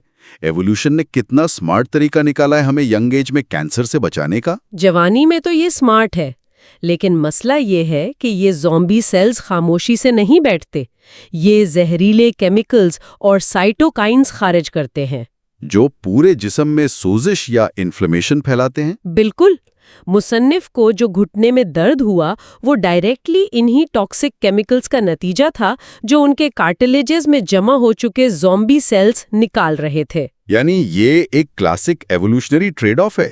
بچپن میں کینسر سے بچنے کی قیمت ہمیں بڑھاپے میں جوائنٹ پین کی شکل میں چکانی پڑتی ہے۔ ویسے میں نے پڑھا ہے کہ میو کلینک نے ان زومبی خلیات کو سیلیکٹیولی مارنے کا تجربہ کیا تھا چوہوں پر۔ ہاں، اور جب انہوں نے چوہوں سے سینیسن سیلز نکالے تو نتیجہ جادو جیسا تھا۔ چوہوں کی عمر 20 سے 30% بڑھ گئی، ان کے دل اور پٹھے جوان ہو گئے۔ یہ تو بہت زبردست دریافت ہے۔ لیکن یہاں ایک بڑی پیچیدگی بھی ہے۔ اگر آپ جسم سے ہزاروں زومبی خلیات کو نکال دیں گے تو وہاں گیپس بن جائیں گے، ان کی جگہ نئے خلیات کہاں سے آئیں گے؟ وہ آتے ہیں سٹیم سیل سے۔ صحیح۔ لیکن عمر بڑھنے کے ساتھ ہمارے سٹیم سیلز بھی کمزور پڑ جاتے ہیں۔ یہاں پر ایک انقلابی دریافت آتی ہے جسے یماناکا فیکٹرز کہتے ہیں۔ ایک جاپانی سائنٹسٹ نے دریافت کیا کہ اگر ہم اڈلٹ خلیے میں کچھ جینز کو آن کر دیں تو سیل کی عمر ریورس ہو جاتی ہے، وہ دوبارہ سٹیم سیل بن جاتا ہے۔ تو اس سب کا مطلب کیا ہے؟ اگر ہم خلیوں کی گھڑی کو بالکل پیچھے لے جائیں تو کیا وہ یہ نہیں بھول جائیں گے کہ وہ کون سے خلیات ہیں؟ مطلب اگر دل کا سیل آئیڈینٹی بھول جائے تو کیا اس سے ٹیومر یا کینسر کا خطرہ نہیں بڑھے گا؟ اس سے واقعی ایک اہم سوال پیدا ہوتا ہے۔ شروعاتی تجربات میں جب خلیات کو مکمل ری پروگرام کیا گیا تو انہوں نے خوفناک ٹیومرز پیدا کیے، لیکن پھر ڈیوڈ سنکلیئر اور دیگر سائنٹسٹ نے ایک سمارٹ راستہ نکالا جسے ٹرانزینٹ ری پروگرامنگ کہتے ہیں۔ یعنی عارضی تبدیلی۔ جی، انہوں نے جانوروں میں ان فیکٹرز کو صرف کچھ دنوں کے لیے آن کیا۔ اس سے سیل کمپلیٹلی ایمبریونک سٹیٹ میں نہیں گیا، بس اس کی بائیولوجیکل کلاک تھوڑی پیچھے ہو گئی۔ اس طرح کینسر کے بنا بڑھاپے، چوہوں کا بلائنڈ پن اور پٹھوں کی کمزوری ٹھیک ہو گئی۔ یہ پریکٹیکلی میجک ساؤنڈ کرتا ہے، لیکن کتاب میں ایک اور چیز ہے جو میجک سے زیادہ ڈریکولا اور ویمپائرز کی کہانیوں جیسی لگتی ہے۔ ہم بات کر رہے ہیں نوجوان خون یعنی ینگ بلڈ کی۔ اوہ ہاں، یہ بہت عجیب حصہ ہے نا؟ پال برچ نامی 19ویں صدی کے سائنٹسٹ کا ذکر ہے جس نے ایک چوہے اور ایک بلی کے خون کے نظام کو سرجیکلی آپس میں جوڑ لیا تھا۔ یہ کیا لاجک تھی؟ اس پروسیجر کو پیرابائیوسس کہتے ہیں۔ اسٹینفورڈ یونیورسٹی کی حال ہی کی تحقیق نے جب بوڑھے اور جوان چوہے کے خون کو ملایا تو دیکھا کہ جوان خون میں GDF11 نامی پروٹین ہوتا ہے۔ اس نے بوڑھے چوہے کے سٹیم سیلز کو جوان کر دیا، لیکن کیا؟ جب بوڑھے چوہے کا خون جوان میں گیا تو جوان چوہا تیزی سے بوڑھا ہونے لگا کیونکہ اس میں ٹاکسک سائٹوکائنز تھے۔ باپ رے! اور جیسے ہی یہ تحقیق سامنے آئی، ریل ورلڈ میں پاگل پن شروع ہو گیا۔ ٹیک بلینئرز جیسے برائن جانسن نے اپنے بیٹے کا پلازما لگوانا شروع کر دیا۔ ایمبروزیا نامی کمپنی $8,000 میں ینگ بلڈ بیچنے لگی۔ جی، یہ بہت خطرناک ٹرینڈ تھا، اسی لیے FDA نے اسے خطرناک قرار دے کر کلینکس بند کروائے۔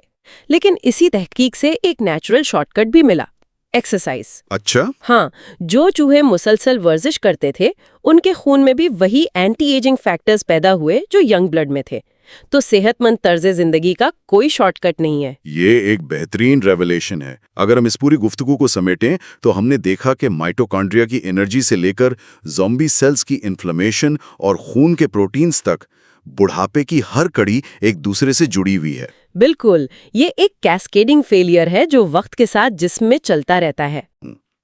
فرض کریں کہ سائنس یاماناکا فیکٹرز اور ینگ بلڈ فیکٹرز کے ذریعے ہمیں 200 سال تک زندہ رکھنے میں کامیاب ہو جاتی ہے، لیکن کیا ہمارا انسانی ذہن، ہماری یادیں اور ٹائم کو پرسیو کرنے کی صلاحیت اس لمبی عمر کا بوجھ اٹھا پائے گی، یا ہمارا ذہن ابھی بھی 80 سال کی پرانی حیاتیاتی گھڑی پر ہی اٹکا رہے گا؟ یہ ایک ایسا سوال ہے جس پر غور کرنا بنتا ہے۔ بے شک، یہ بائیولوجی سے نکل کر ایک فلسفیکل منظر نامے میں داخل ہونے والی بات ہے۔ چیپٹر 11 پاگل یا پیغمبر، یعنی چیپٹر 11 کریک پاٹس اور پروفٹس۔ ہاں، اس باب کا آغاز بہت زبردست ہے۔ واقعی اس کا آغاز برٹش میوزیم میں رکھی گئی مصری ممیاؤں کے مشاہدے سے ہوتا ہے۔ مصنف جب ان ممیاؤں کو دیکھتے ہیں تو انہیں گہرائی سے احساس ہوتا ہے کہ موت سے انکار کیے انسانی خواہش کس قدر قدیم ہے۔ اور پھر وہ بتاتے ہیں کہ کس طرح آج کے دور میں کرائونکس کے نام پر اس کا ایک انتہائی جدید اور مہنگا ورژن کھلے عام موجود ہے۔ یعنی مثال کے طور پر رابرٹ ایٹنگر نامی شخص کا ذکر آتا ہے جسے اس کرائونکس کی تحریک کا بانی مانا جاتا ہے۔ جی، اور ایٹنگر کی کہانی اپنے آپ میں بہت حیران انگیز ہے۔ دیکھیں، اس نے محض ایک نظریہ پیش نہیں کیا تھا بلکہ اس پر باقاعدہ عمل بھی کیا۔ وہ کیسے؟ اس نے اپنی ماں اور اپنی دونوں بیویوں کی لاشوں کو مائع نائٹروجن میں منجمد کروا دیا، اور پھر جب وہ خود مرا تو اس کے جسم کو بھی اسی طرح انتہائی کم درجہ حرارت پر منجمد کر دیا گیا۔ ارے واہ، یہ بات تو سننے میں کسی سائنس فکشن فلم کا منظر لگتی ہے، لیکن آج ایلکور جیسی باقاعدہ کمپنیاں موجود ہیں جو ایک پورے جسم کو اس امید پر محفوظ کرنے کے لیے $2 لاکھ تک لیتی ہیں کہ مستقبل کی سائنس انہیں دوبارہ زندہ کر دے گی۔ بالکل، اور کتاب میں وہ بیس بال کے مشہور کھلاڑی ٹیڈ ولیمز کا واقعہ بھی تو ہے۔ ہاں، جن کے مرنے کے بعد ان کے بچوں کے درمیان ایک باقاعدہ خاندانی تنازع کھڑا ہو گیا تھا، اور پھر بالآخر عجیب و غریب فیصلہ یہ ہوا کہ ان کے صرف سر کو کاٹ کر منجمد کر دیا گیا۔ یہ واقعی کافی عجیب تھا۔ لیکن یہاں میں ایک بنیادی سائنسی سوال اٹھانا چاہتی ہوں۔ انسانی خلیوں کو یوں منجمد کرنا، یہ تو بالکل ایسا ہے جیسے ہم ایک تازہ اسٹرابیری کو فریزر میں رکھ دیں۔ یہ اسٹرابیری والی مثال بہت برمحل ہے۔ ہاں نا، کیونکہ جب ہم اس اسٹرابیری کو فریزر سے نکال کر پھگلاتے ہیں تو وہ دوبارہ وہ تازہ اور کڑک اسٹرابیری نہیں بنتی، بلکہ ایک لیس دار مائع یا ایک قسم کا گودا بن جاتی ہے۔ صحیح۔ اور اس کی وجہ یہ ہے کہ خلیوں کے اندر موجود پانی جب برف بنتا ہے تو اس کے کرسٹلز پھیلتے ہیں اور وہ اندر سے خلیوں کی دیواروں کو بری طرح کاٹ کر پھاڑ دیتے ہیں۔ تو کیا انسانی جسم کے پیچیدہ خلیوں کے ساتھ بھی ایسا ہی کچھ نہیں ہوتا؟ یہاں جو بات سب سے زیادہ حیران کن ہے وہ یہ ہے کہ کرائونکس کی صنعت اس اسٹرابیری والے مسئلے کو تسلیم کرتی ہے، اور ان کا دعویٰ ہے کہ انہوں نے اس کا حل نکال لیا ہے۔ اچھا، وہ کیا حل ہے؟ وہ اس عمل کو محض فریز کرنا یا جمانا نہیں کہتے، بلکہ اسے وٹریفیکیشن کا نام دیتے ہیں۔ اس عمل میں دراصل ہوتا یہ ہے کہ جسم سے خون کو نکال کر اس کی جگہ ایک خاص قسم کا کیمیکل، جسے ہم میڈیکل گریڈ اینٹی فریز کہہ سکتے ہیں، وہ جسم میں داخل کیا جاتا ہے۔ یعنی وہ رگوں میں خون کی جگہ اینٹی فریز بھر دیتے ہیں؟ درست کہا۔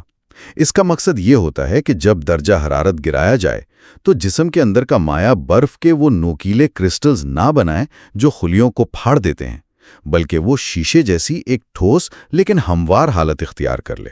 او، سمجھ گئی۔ ان کا دعویٰ ہے کہ اس طرح خلیے کٹنے اور پھٹنے سے بچ جاتے ہیں، لیکن یہ صرف تصویر کا ایک رخ ہے۔ اصل اور سب سے پیچیدہ مسئلہ انسانی دماغ کو محفوظ کرنے کا ہے۔ وہ کیسے؟ کچھ لوگوں کا خیال ہے کہ اگر وہ محض دماغ کے خلیوں کے رابطوں کا مکمل نقشہ، جسے سائنس کی زبان میں کنیکٹومکس کہتے ہیں، وہ محفوظ کر لیں تو وہ مستقبل میں اس شخص کا پورا شعور دوبارہ زندہ کر سکیں گے۔ یہ کنیکٹومکس دراصل کام کیسے کرتا ہے؟ مطلب کیا یہ دماغ کی کوئی تصویر لینے جیسا عمل ہے؟ نہیں، یہ اس سے کہیں زیادہ پیچیدہ ہے۔ ہمارے دماغ میں اربوں نیورونز ہیں اور ان کے درمیان کھربوں رابطے یا سائنیپسز ہیں۔ کنیکٹومکس کا مقصد ان تمام رابطوں کی ایک ایک تار کا نقشہ بنانا ہے۔ حال ہی میں سائنسدانوں نے ایک چوہے کے دماغ کو اس حد تک کامیابی سے محفوظ کیا کہ اس کا ہر کنیکشن سلامت تھا۔ واہ، یہ تو بہت بڑی کامیابی ہے۔ بظاہر ہاں، لیکن اس کامیابی کی قیمت بہت بڑی تھی۔ اس نقشے کو 100% درست حالت میں محفوظ کرنے کے لیے ضروری تھا کہ چوہے کے دل کے دھڑکتے ہوئے یعنی زندہ حالت میں ہی اس کے دماغ میں وہ کیمیکل داخل کیا جائے، جس کا سیدھا سا مطلب یہ ہے کہ اس عمل نے ہی اس چوہے کی جان لے لی۔ بالکل۔ یہ تو ایک عجیب تضاد ہے، یعنی دماغ کو محفوظ کرنے کے لیے اس جاندار کو مارنا ضروری ہے، اور کتاب میں اس حوالے سے ٹرانس ہیومنسٹس کا ذکر بھی آتا ہے۔ جی، جیسے ایلن مسک اور سیم آلٹمن۔ بالکل۔ ان کا نظریہ یہ ہے کہ ہمارا یہ گوشت پوشت کا جسم تو ویسے بھی کمزور اور فانی ہے، تو کیوں نہ ہم صرف اپنے دماغ کو، اپنی یادوں اور شعور کو کسی طرح محفوظ کر لیں اور مستقبل میں اسے کسی سپر کمپیوٹر یا کلاؤڈ پر ڈاؤن لوڈ کر دیں۔ ہاں، اور نیکٹوم نامی ایک متنازع کمپنی کا ذکر بھی ہے، جس کا منصوبہ بالکل اسی چوہے والے تجربے کی طرح تھا کہ انسان کو زندہ حالت میں ہی وہ کیمیکل لگا کر مار دیا جائے تاکہ دماغ کا ڈیٹا تازہ ترین حالت میں محفوظ ہو سکے۔ جی، اور اس پر کافی ہنگامہ بھی ہوا تھا، کیونکہ مین سٹریم سائنسدانوں کے نزدیک محض ایک نقشہ محفوظ کر لینا زندہ انسان کی ضمانت نہیں ہے۔ دیکھیں، دماغ کوئی کمپیوٹر کی ہارڈ ڈرائیو تو نہیں ہے نا، جس پر صرف 0 اور 1 کا ڈیٹا پڑا ہو۔ بالکل، اور یہاں میں تھوڑی تنقید بھی کرنا چاہوں گی، کیونکہ یہ سارا تصور مجھے بنیادی انسانی تجربے کے خلاف لگتا ہے۔ فرض کریں کہ سائنس کسی طرح شعور کو کمپیوٹر پر منتقل کر بھی دے، تو کیا اس سے انسانیت کا اصل مقصد اور لطف ہی ختم نہیں ہو جاتا؟ کس طرح؟ دیکھیں، انسان ہونے کا مزہ تو اس کے جسمانی تجربات اور حسیات میں ہے۔ ایک لذیذ کھانا کھانے کی خوشی، کسی اونچے پہاڑ کی چوٹی پر چڑھنے کے بعد کی وہ میٹھی تھکن اور ہڈیوں میں اترنے والا سکون، یا کسی کے ہاتھ کا لمس۔ اگر جسم ہی نہیں ہوگا، کوئی ہارمونز نہیں ہوں گے، تو وہ شعور ایک ڈیجیٹل ڈبے میں بند ہو کر کیا کرے گا؟ صحیح کہہ رہی ہیں۔ یہ تو کسی ڈراؤنی خواب جیسا لگتا ہے۔ یہ ایک بہت گہرا اور درست فلسفیانہ سوال ہے۔ اصل میں ٹرانس ہیومنسٹس دماغ کو ایک سلیکون پروسیسر کی طرح دیکھتے ہیں، لیکن حیاتیات اس سے کہیں زیادہ پیچیدہ اور ایک دوسرے سے جڑی ہوئی چیز ہے۔ خیر، اسی کتاب میں ان لوگوں کا بھی ذکر ہے جو دماغ کو کمپیوٹر میں ڈاؤن لوڈ کرنے کے بجائے اسی حیاتیاتی جسم کی عمر کو بے پناہ بڑھانا چاہتے ہیں۔ اچھا، وہ جو اینٹی ایجنگ کے علم بردار ہیں جنہیں مصنف نے پیغمبر کہا ہے؟ بالکل، ان میں اوبرے ڈگرے کا نام بہت نمایاں ہے، جن کی ایک بہت مشہور تھیوری ہے سینس تھیوری، یا اسے اسکیپ ویلوسٹی کا نظریہ بھی کہتے ہیں۔ یہ اسکیپ ویلوسٹی تو وہ اصطلاح ہے جو راکٹوں کے لیے استعمال ہوتی ہے نا، جب وہ زمین کی کشش ثقل سے باہر نکلتے ہیں۔ تو عمر کے حوالے سے اس کا کیا مطلب ہے؟ دراصل اس کا تعلق ریاضی سے ہے۔ ڈی گرے کا دعویٰ ہے کہ اگر ہم سائنس کی مدد سے ہر سال انسانی عمر میں 1 سال سے کچھ زیادہ کا اضافہ کر سکیں تو ہم موت کی رفتار کو پیچھے چھوڑ سکتے ہیں۔ یعنی ہر سال 1 سال سے زیادہ کا اضافہ؟ ہاں، فرض کریں آج کی عمر کے لحاظ سے 50 سال باقی ہیں۔ اس 1 سال کے دوران سائنس اتنی ترقی کر لے کہ وہ زندگی میں 1 سال اور 2 ماہ کا اضافہ کر دے۔ اس طرح ہر گزرتے سال کے ساتھ انسان موت سے دور ہوتا جائے گا، بالکل اسی طرح جیسے ایک راکٹ کشش ثقل سے باہر نکل جاتا ہے۔ یہ ریاضی سننے میں تو بہت پرکشش لگتی ہے، اور اسی لیے شاید ہارورڈ کے ڈیوڈ سنکلیئر جیسے سائنسدانوں کا ذکر بھی آتا ہے جو ریسویریٹرول اور میٹفورمن جیسی ادویات پر کام کر رہے ہیں۔ یہ ادویات اصل میں کرتی کیا ہیں؟ یہ ادویات بنیادی طور پر ہمارے جسم کے خلیوں کو تھوڑا سا دھوکہ دیتی ہیں۔ یہ خلیوں میں ایک ہلکا سا تناؤ یا سٹریس پیدا کرتی ہیں، بالکل ویسا ہی جیسا ہم فاقہ کشی یا سخت ورزش کے دوران محسوس کرتے ہیں۔ اوہو، تو جسم کو لگتا ہے کہ وہ مشکل میں ہے؟ جی، اور اس تناؤ کے نتیجے میں خلیے اپنا دفاعی نظام متحرک کر لیتے ہیں اور زیادہ مضبوط ہو جاتے ہیں، جسے حیاتیات میں ہارموسس کہا جاتا ہے۔ سنکلیئر کا ماننا ہے کہ اس عمل سے بڑھاپے کو سست کیا جا سکتا ہے۔ لیکن میں نے پڑھا ہے کہ روایتی اور مین سٹریم سائنسدان ان دعووں کو اتنی آسانی سے تسلیم نہیں کرتے۔ بالکل تسلیم نہیں کرتے۔ رچرڈ ملر نامی ایک بہت ممتاز سائنسدان نے اوبرے ڈگرے کے دعووں پر ایک انتہائی مزاحیہ اور طنزیہ خط لکھا تھا۔ اچھا، کیا لکھا تھا اس میں؟ اس خط میں انہوں نے کہا تھا کہ اگر بڑھاپے کا علاج واقعی اتنا ہی آسان ہے جتنا یہ لوگ بتا رہے ہیں، تو پھر ہمیں اڑنے والے سور بنانے پر بھی کام شروع کر دینا چاہیے، کیونکہ اس میں بھی بہرحال صرف چاندی تکنیکی رکاوٹیں ہیں۔ واقعی بہت طنزیہ تھا۔ ہاں، مین سٹریم سائنس کا ماننا ہے کہ بڑھاپا کوئی ایک بیماری نہیں ہے، بلکہ پورے جسم کے نظام کا بدتدریج زوال ہے۔ یہاں تک کہ FDA جیسے ادارے بڑھاپے کو سرے سے کوئی بیماری ماننے سے ہی انکاری ہیں۔ وہ اسے انسانی زندگی کا ایک قدرتی اور ناگزیر حصہ سمجھتے ہیں۔ اور شاید یہی وجہ ہے کہ اب کچھ انتہائی امیر لوگ اور ان کی فنڈ کی گئی کمپنیاں جیسے اولٹوس لیبز، جس میں جیف بیزوس جیسے ارب پتی سرمایہ کاری کر رہے ہیں، وہ اپنی حکمت عملی بدل رہے ہیں۔ ہاں، ان کا مقصد بدل رہا ہے۔ بالکل، ان کا اصل نعرہ اب ہمیشہ زندہ رہنا نہیں ہے، بلکہ ان کا مقصد بیماری کے دورانیے کو سکیڑنا یا کمپریشن آف موربیڈیٹی ہے۔ ان کا نعرہ ہے کہ طویل زندگی کے بعد جوانی میں مرنا۔ اس تصور کو سمجھانے کے لیے کتاب میں ایک بہت کمال کی مثال دی گئی ہے، ون ہارس شے کی۔ جی، یہ ایک پرانی امریکی نظم کا حوالہ ہے۔ بالکل، اس نظم میں ہوتا یہ ہے کہ ایک کاریگر ایک ایسی گھوڑا گاڑی بناتا ہے جس کا ہر ایک پرزا لکڑی سے لے کر پہیے تک بالکل یکساں مضبوطی کا ہوتا ہے۔ وہ گاڑی سالوں اور دہائیوں تک بغیر کسی خرابی کے بالکل شاندار طریقے سے چلتی ہے، اسے بار بار مرمت کی ضرورت نہیں پڑتی۔ اور پھر ایک دن اچانک ایک ہی لمحے میں اس کا ہر پرزا ایک ساتھ دھول بن کر بکھر جاتا ہے، یعنی کوئی طویل خرابی یا سالوں بستر پر پڑا رہنے والا زوال نہیں۔ اور یہ محض ایک خیالی مثال نہیں ہے، سائنسی شواہد بتاتے ہیں کہ جو لوگ 110 سال سے زیادہ جیتے ہیں، جنہیں ہم سپر سینٹینیرینز کہتے ہیں، ان کی زندگی بالکل اسی ون ہارس شے کی طرح ہوتی ہے۔ واقعی؟ ہاں، وہ اپنی زندگی کے آخری چند مہینوں یا ہفتوں تک حیرت انگیز طور پر متحرک اور صحت مند رہتے ہیں۔ ان میں کینسر یا دل کے امراض جیسی بڑھاپے کی عام بیماریاں ظاہر نہیں ہوتیں، اور پھر ان کے جسم کا نظام اچانک اور تیزی سے جواب دے جاتا ہے اور وہ پرسکون موت مر جاتے ہیں۔ تو مطلب یہ لیبز یہی چاہتی ہیں؟ بالکل، آلٹوس لیبز اور دیگر جدید ریسرچ کا اصل ہدف یہی ہے کہ ادویات اور جینیٹک پروگرامنگ کے ذریعے عام انسانوں کی زندگی کو بھی اسی طرح بنا دیا جائے، طویل صحت اور مختصر ترین بیماری۔ یہ ایک بہت ہی زبردست اور مثبت ہدف لگتا ہے، لیکن اس سے ایک اہم سوال پیدا ہوتا ہے۔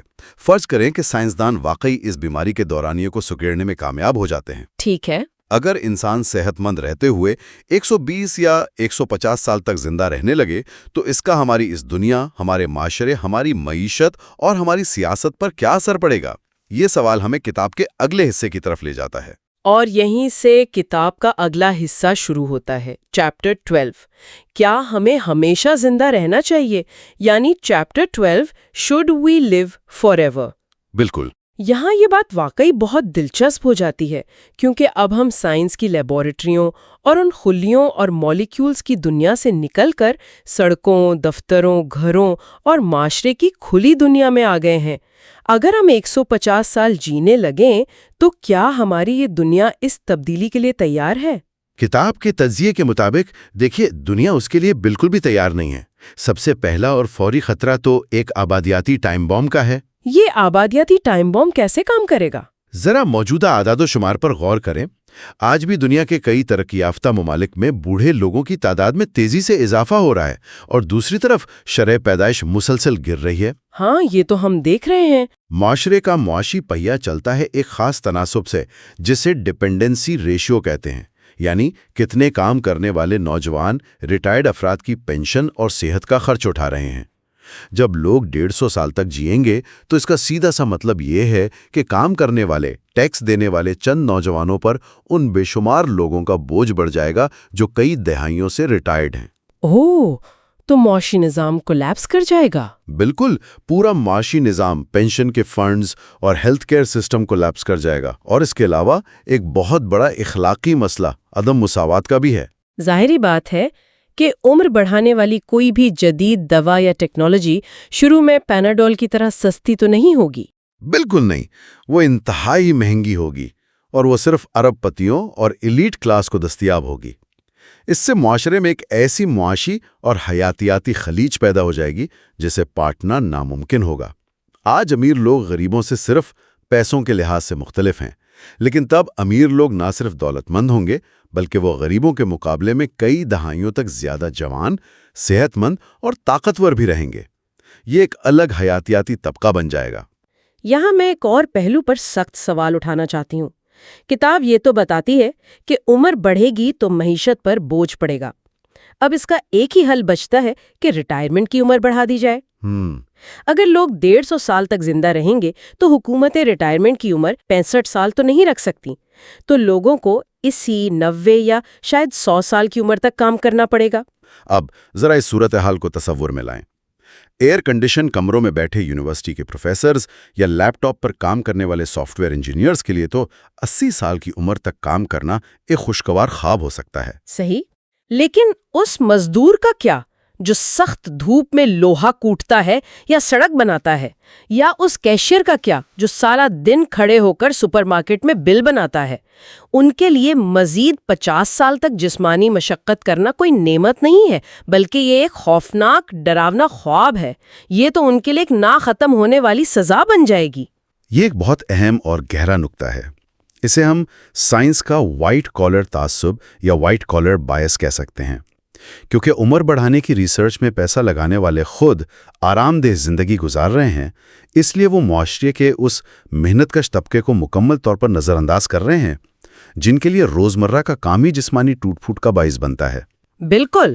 اور اگر ہم اسے وسیع تر تناظر میں دیکھیں تو یہ مسئلہ صرف جسمانی مشقت تک محدود نہیں ہے، بلکہ یہ ہماری ذہنی صلاحیتوں کے زوال کا بھی مسئلہ ہے۔ وہ کیسے؟ میرا مطلب ہے اگر انسان صحت مند ہے تو اس کا دماغ بھی تو ٹھیک کام کرے گا۔ بظاہر ایسا لگتا ہے، لیکن نفسیات دانوں کے مطابق انسانی ذہانت دو طرح کی ہوتی ہے۔ ایک کو سیال ذہانت یعنی فلوئڈ انٹیلیجنس کہتے ہیں۔ یہ وہ صلاحیت ہے جس سے ہم کسی نئے اور انوکھے مسئلے کو تیزی سے سمجھتے ہیں، پیٹرن تلاش کرتے ہیں اور فوراً حل نکالتے ہیں۔ مسئلہ یہ ہے کہ یہ سیال ذہانت 20 اور 30 سال کی عمر کے فوراً بعد رفتہ رفتہ گرنا شروع ہو جاتی ہے۔ اچھا۔ دوسری قسم ہے کرسٹلائزڈ ذہانت، یعنی ہمارا جمع کیا ہوا تجربہ، معلومات اور الفاظ کا ذخیرہ جو عمر کے ساتھ برقرار رہتا ہے یا بڑھتا بھی ہے، جیسے کراس ورڈ پزل حل کرنا۔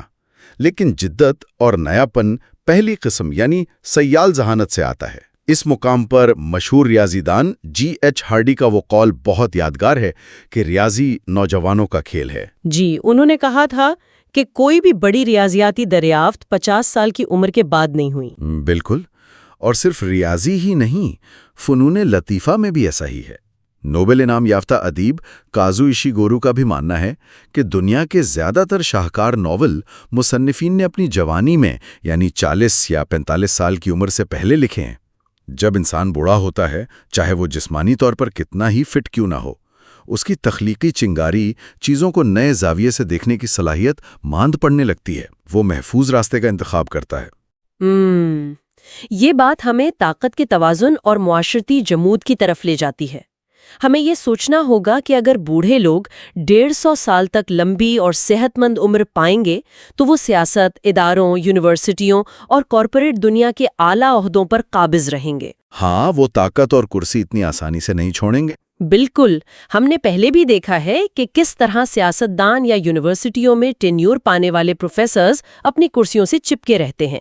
اس کا سیدھا نقصان نوجوان نسل کو ہوتا ہے۔ جب پرانے لوگ عشروں تک عہدوں پر قابض رہیں گے تو پورا معاشرہ ایک جگہ رک جائے گا۔ نوجوانوں کے نئے، تازہ اور انقلابی آئیڈیاز دب کر رہ جائیں گے۔ صحیح بات ہے۔ کتاب میں پیٹر مور کا ایک بہت شاندار اور چپتا ہوا اقتباس دیا گیا ہے۔ وہ کہتے ہیں کہ کوئی بھی 70 سالہ سائنسدان اتنا شاندار نہیں ہوتا کہ اس کی جگہ کوئی 35 سالہ بہتر، زیادہ پرجوش اور نیا سوچنے والا سائنسدان نہ مل سکے۔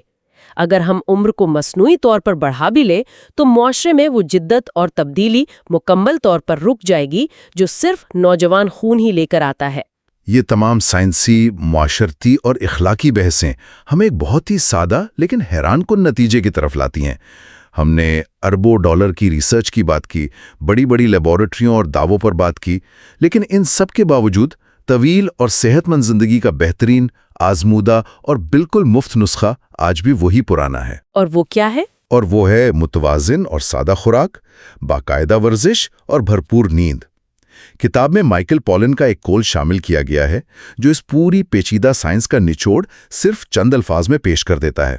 ان کا کہنا ہے، کھانا کھائیں، بہت زیادہ نہیں اور زیادہ تر پودے۔ بہت سادہ سی بات ہے۔ بالکل۔ اگر ہم واقعی اپنی زندگی کے آخری حصے کو بیماریوں سے پاک رکھنا چاہتے ہیں اور اس ون ہارس چے کی طرح ایک مکمل اور صحت مند زندگی گزارنا چاہتے ہیں تو اس کا حل لاکھوں ڈالر کی دوائیوں میں نہیں بلکہ ہماری روزمرہ کی سادہ عادتوں میں چھپا ہے۔ تو اس سب کا اصل مطلب کیا ہے؟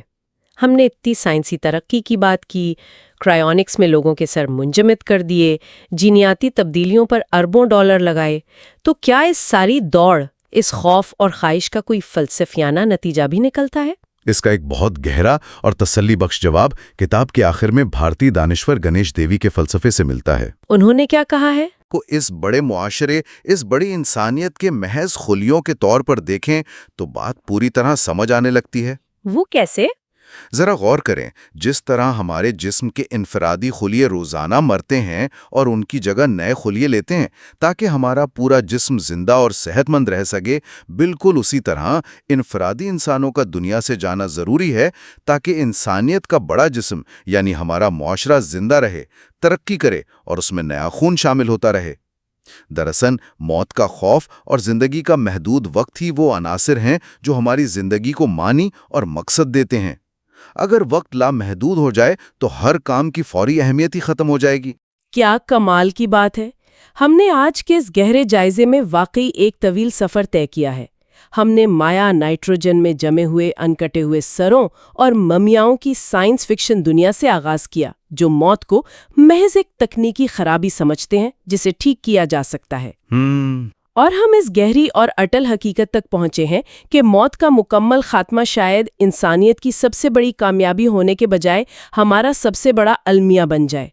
بیماریوں سے بچنا، بڑھاپے کی تکالیف کو کم کرنا اور صحت مند رہنا ایک بہترین ہدف ہے، لیکن موت کو دھوکہ دے کر ہمیشہ زندہ رہنے کی ہوس اس معاشرے کے توازن، خوبصورتی اور جدت کو مکمل طور پر بگاڑ سکتی ہے۔ اور اس بحث کا سب سے اہم سبق یہی ہے کہ سائنس ہمیں یہ تو بتا سکتی ہے کہ عمر کیسے بڑھائی جائے، تکنیکی طور پر کیا ممکن ہے، لیکن یہ فیصلہ کرنا کہ آیا ہمیں ایسا کرنا بھی چاہیے یا نہیں، یہ فیصلہ سائنس نہیں کر سکتی۔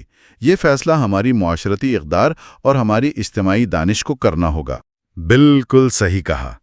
آج کے اس تفصیلی جائزے کے اختتام پر ہم سامعین کے لیے ایک ایسا نیا اور چپتا ہوا سوال چھوڑ کر جا رہے ہیں جس پر غور کرنا سب کے لیے بہت ضروری ہے۔ ہاں، فرض کریں کہ انسان نے موت کا علاج ڈھونڈ لیا، تو ذرا انسانی تاریخ پر نظر دوڑائیں۔ تاریخ میں تخلیق کیا گیا ہر عظیم فن، تاج محل سے لے کر اہرام مصر تک، دنیا کو بدل دینے والا ہر جنون، ہر گہری محبت اور ظلم کے خلاف اٹھنے والی ہر بے خوف تحریک کے پیچھے کہیں نہ کہیں یہ بے چین احساس چھپا ہوتا ہے کہ ہمارا وقت بہت محدود ہے۔ بالکل۔ اور ہمیں اپنے حصے کا کام اسی محدود وقت میں مکمل کرنا ہے۔ اگر کوئی انسان یہ جان لے کہ اس کے پاس لامحدود صدیاں پڑی ہیں، تو کیا وہ کل صبح اٹھ کر کچھ نیا تخلیق کرنے کی زحمت بھی کرے گا؟ کیا موت کا علاج دریافت کر لینا درحقیقت انسانی ارتقاء، تخلیق کی تڑپ اور جذبے کی موت ثابت نہیں ہوگا؟ اس سوال پر ضرور غور کیجیے گا۔ اچھا، تو دوستو، بس یہ تھی آج کی ویڈیو۔ یہاں پہ اب اس کا اختتام کرتے ہیں۔ اگر آپ کو یہ ویڈیو پسند آئی ہو تو لائک ضرور کریں، اپنے دوستوں کے ساتھ شیئر کریں اور علم کا ساتھی کو سبسکرائب کرنا نہ بھولیں۔ تعلیم کا آپ کا ہم سفر۔ نئے ویڈیوز کے لیے بیل آئیکن بھی دبا دیں تاکہ کوئی بھی علم بھری بات آپ تک سب سے پہلے پہنچے۔ ملتے ہیں اگلے ویڈیو میں، تب تک کے لیے اللہ حافظ۔